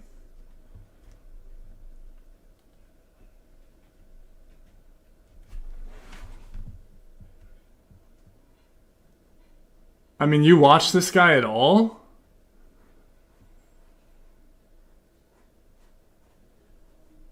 I don't know why you watch this guy at all. This guy is like a fucking hardcore right liberal. One of the best campaigns we've ever seen. Don't think about how Obama beat McCain by 10 million votes. Don't think about that. Don't actually question why that happened. It was just Trump. The racists just voted for Trump. That's it.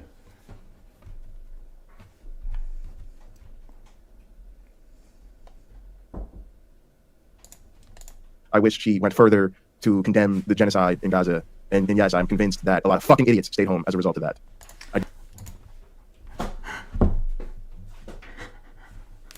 A lot of fucking... He's literally attacking the left. He's literally blaming the left. Incredible. Kamala won an incredible campaign, and it's the left's fault. This is great. Thank you for recommending this. I do think she went about as far as she could go without making herself completely unelectable on that issue, which is why I think those people are fucking stupid. Why do any of you watch this guy? I literally just showed the polls earlier that showed how a permanent ceasefire in Gaza is overwhelmingly popular. A supermajority of American voters wanted a permanent ceasefire in Gaza.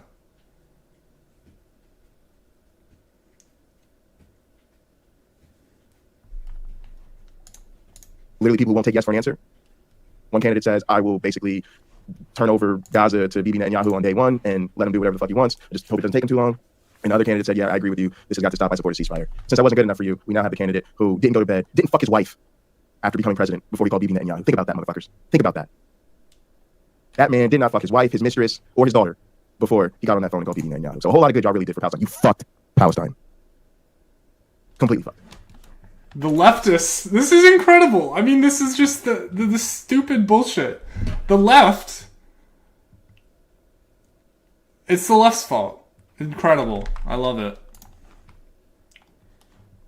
And yes, I think it was really stupid to embrace warmongers and, you know, make this huge deal about getting Republicans under our big tent and all that bullshit. She did not wrestle 1% of the Republican vote from Donald Trump. Donald Trump got 94%. As far as I know, Donald Trump got 94% of the Republican. So he's saying this, but he's also saying she ran a great campaign.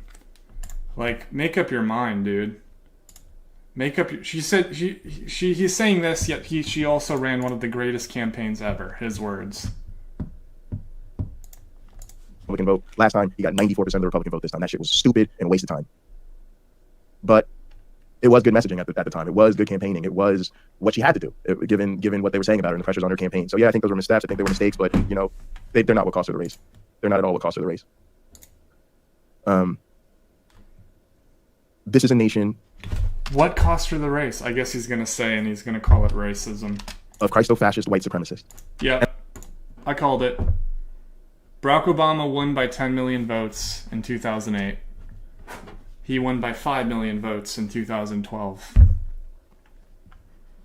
But it's the racism. And I'm sorry to all the good Christians out there. Evil shit is being done in the name of your faith. Understand evangelical Christians are the reason we have a second Trump administration. And now understand your faith is a fucking lie. And I am tired of the pain points over all of society because we can't tell these people they're wrong. Dude, the skeptic movement is such a plague, dude. Like, I agree that skepticism is usually good, but, like, the road it went down was just awful because it was not Marxist, it wasn't materialist, it wasn't class-based. It's just, like, religion bad. And it basically morphed into, like, Islam bad.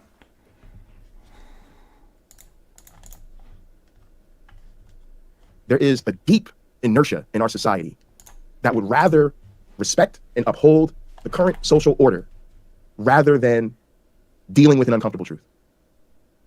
People are not going to make this shit easy for us.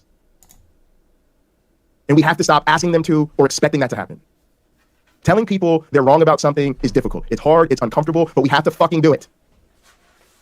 We cannot keep letting them ruin the fucking plant. We cannot keep sacrificing our lives for their lies.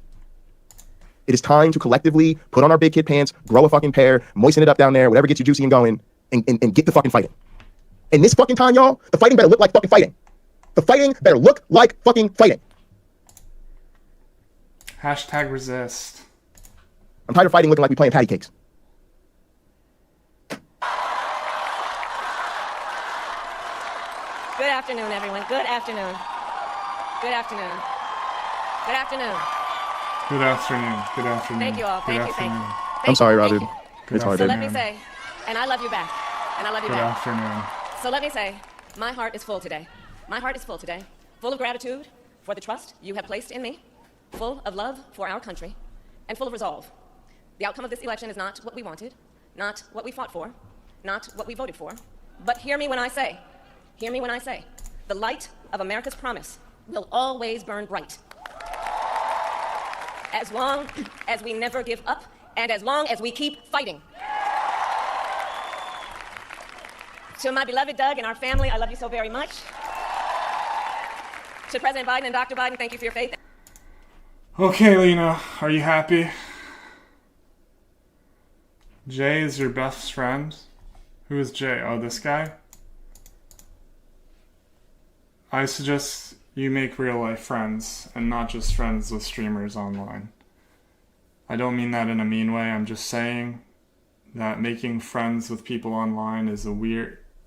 Especially if it's like a streamer friend, it's a weird dichotomy. Because there's a power imbalance, and it's weird to say it's like a friend thing. I don't know.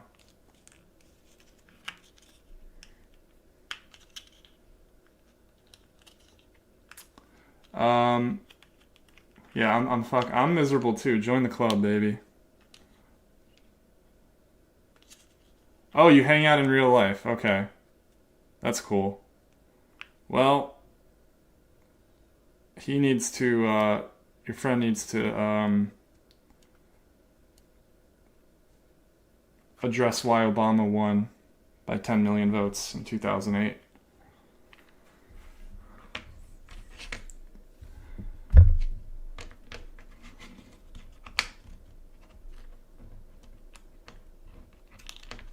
I don't know what Mission Viejo is. But yeah. I hope you got your money's worth. I don't know. Alright. Anything else you guys want me to watch? Or I'm gonna end the stream for tonight.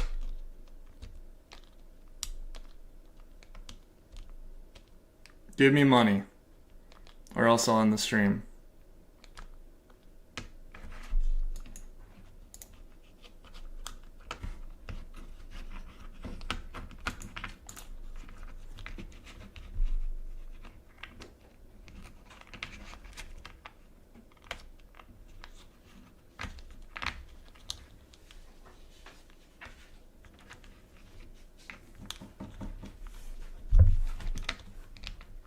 Obama won because we were less racist back then. I don't think we were less racist back then. I mean, yeah. Are you being sarcastic? Because, yeah, I mean, people were incredibly racist after 9/11 against Muslims. And that's what people tried to say Obama was a Muslim. And yet he won anyways. Oh my god, this guy says he's anti-capitalist? That's funny. That's very funny.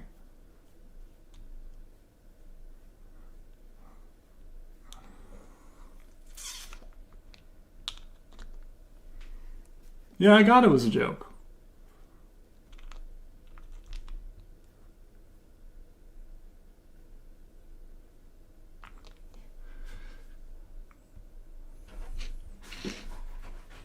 Yeah, we were arguably, very arguably more racist back then. I mean, you could basically say anything you wanted about Arabs and Muslims.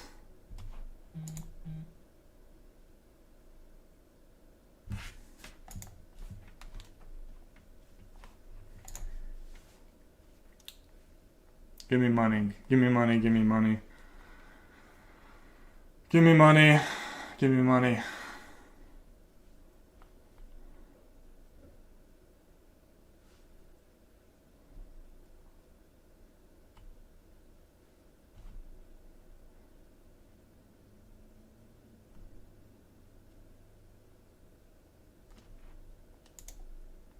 Give me money.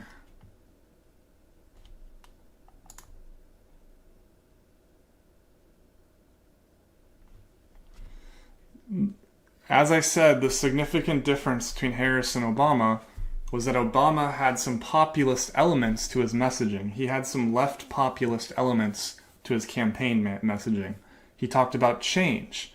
Harris was about the status quo. Kamala Harris, or Obama, was about change. He was about cleaning up Washington, this kind of shit. He was a fairly, I mean, he wasn't that much of, he was nothing like FDR, but his campaign was somewhat populist.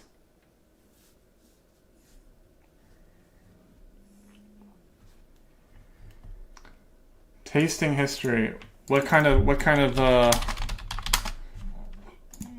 misinformation? Just like a bunch of shitting on the Soviet Union?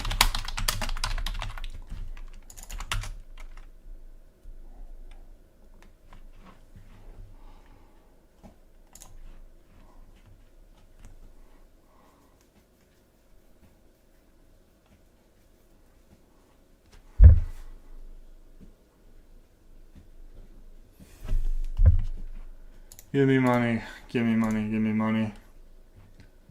Give me money, give me money, give me money, give me fucking money.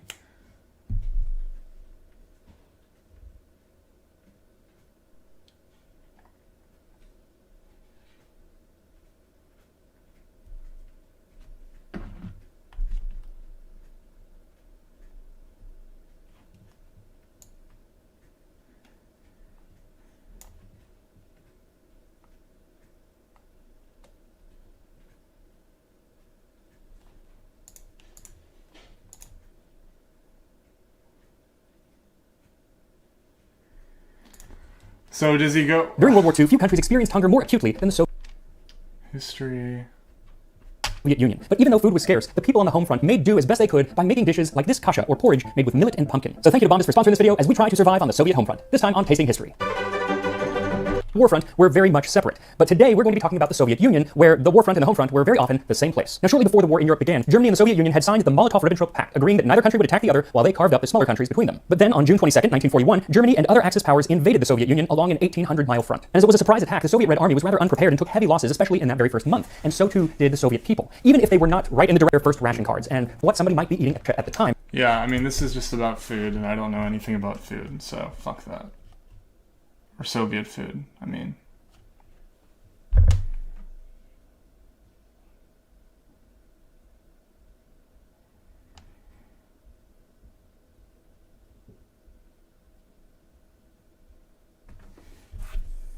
Do the Charlie Money speech? Give me the money and I'll do the Charlie Money speech.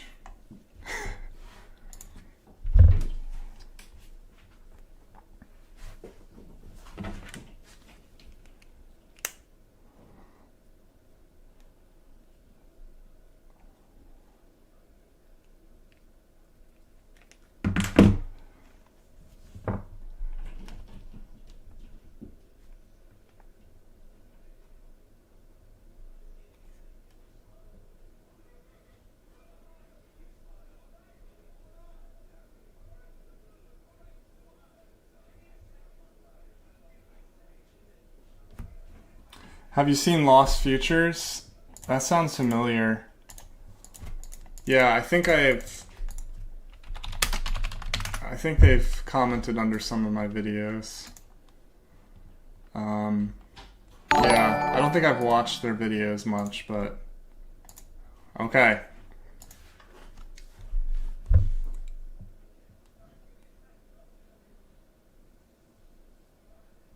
'70s and '80s Florida. Yeah, I mean, I definitely feel like things are definitely still racist in America now, but things have gotten incrementally better. Somewhat.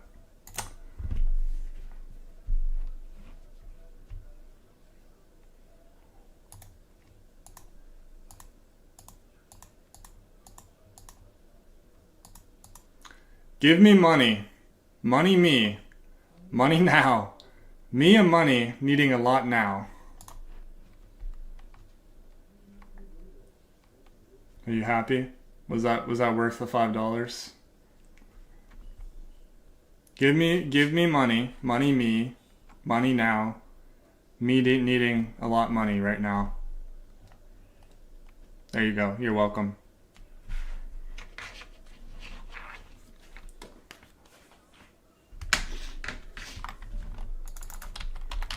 Donald Trump will be the vanguard of the revolution.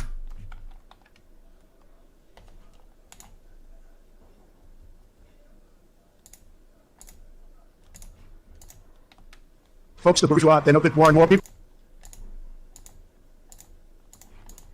are saying it. All these workers, we have the biggest workers, very handsome workers, come up to me and say, Comrade Trump, there is a spectre hunting Europe, and you know what? They're right. These bourgeois are very nasty people, very, very rude and very unfair to the workers. They are stealing our surplus value, and no one is doing anything about it. The proletariat comes up to me every day and says, Comrade Trump, will you lead the revolution? And I got to turn to them and say, look, the instruments of capitalism, what we used to bring about its destruction, believe me, Obama never wanted to seize them. Well, guess what? I'm seizing them.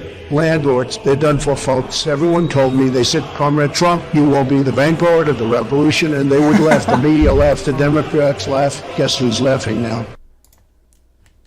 That's pretty funny. Oh, unsubscribe to this guy.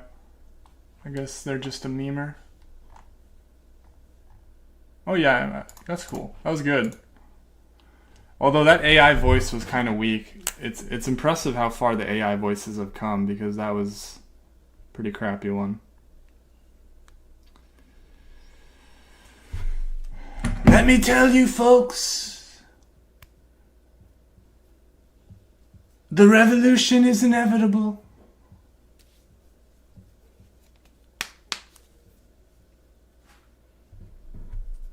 The workers will rise up and seize the means of production. All right. Anyways, I'm done.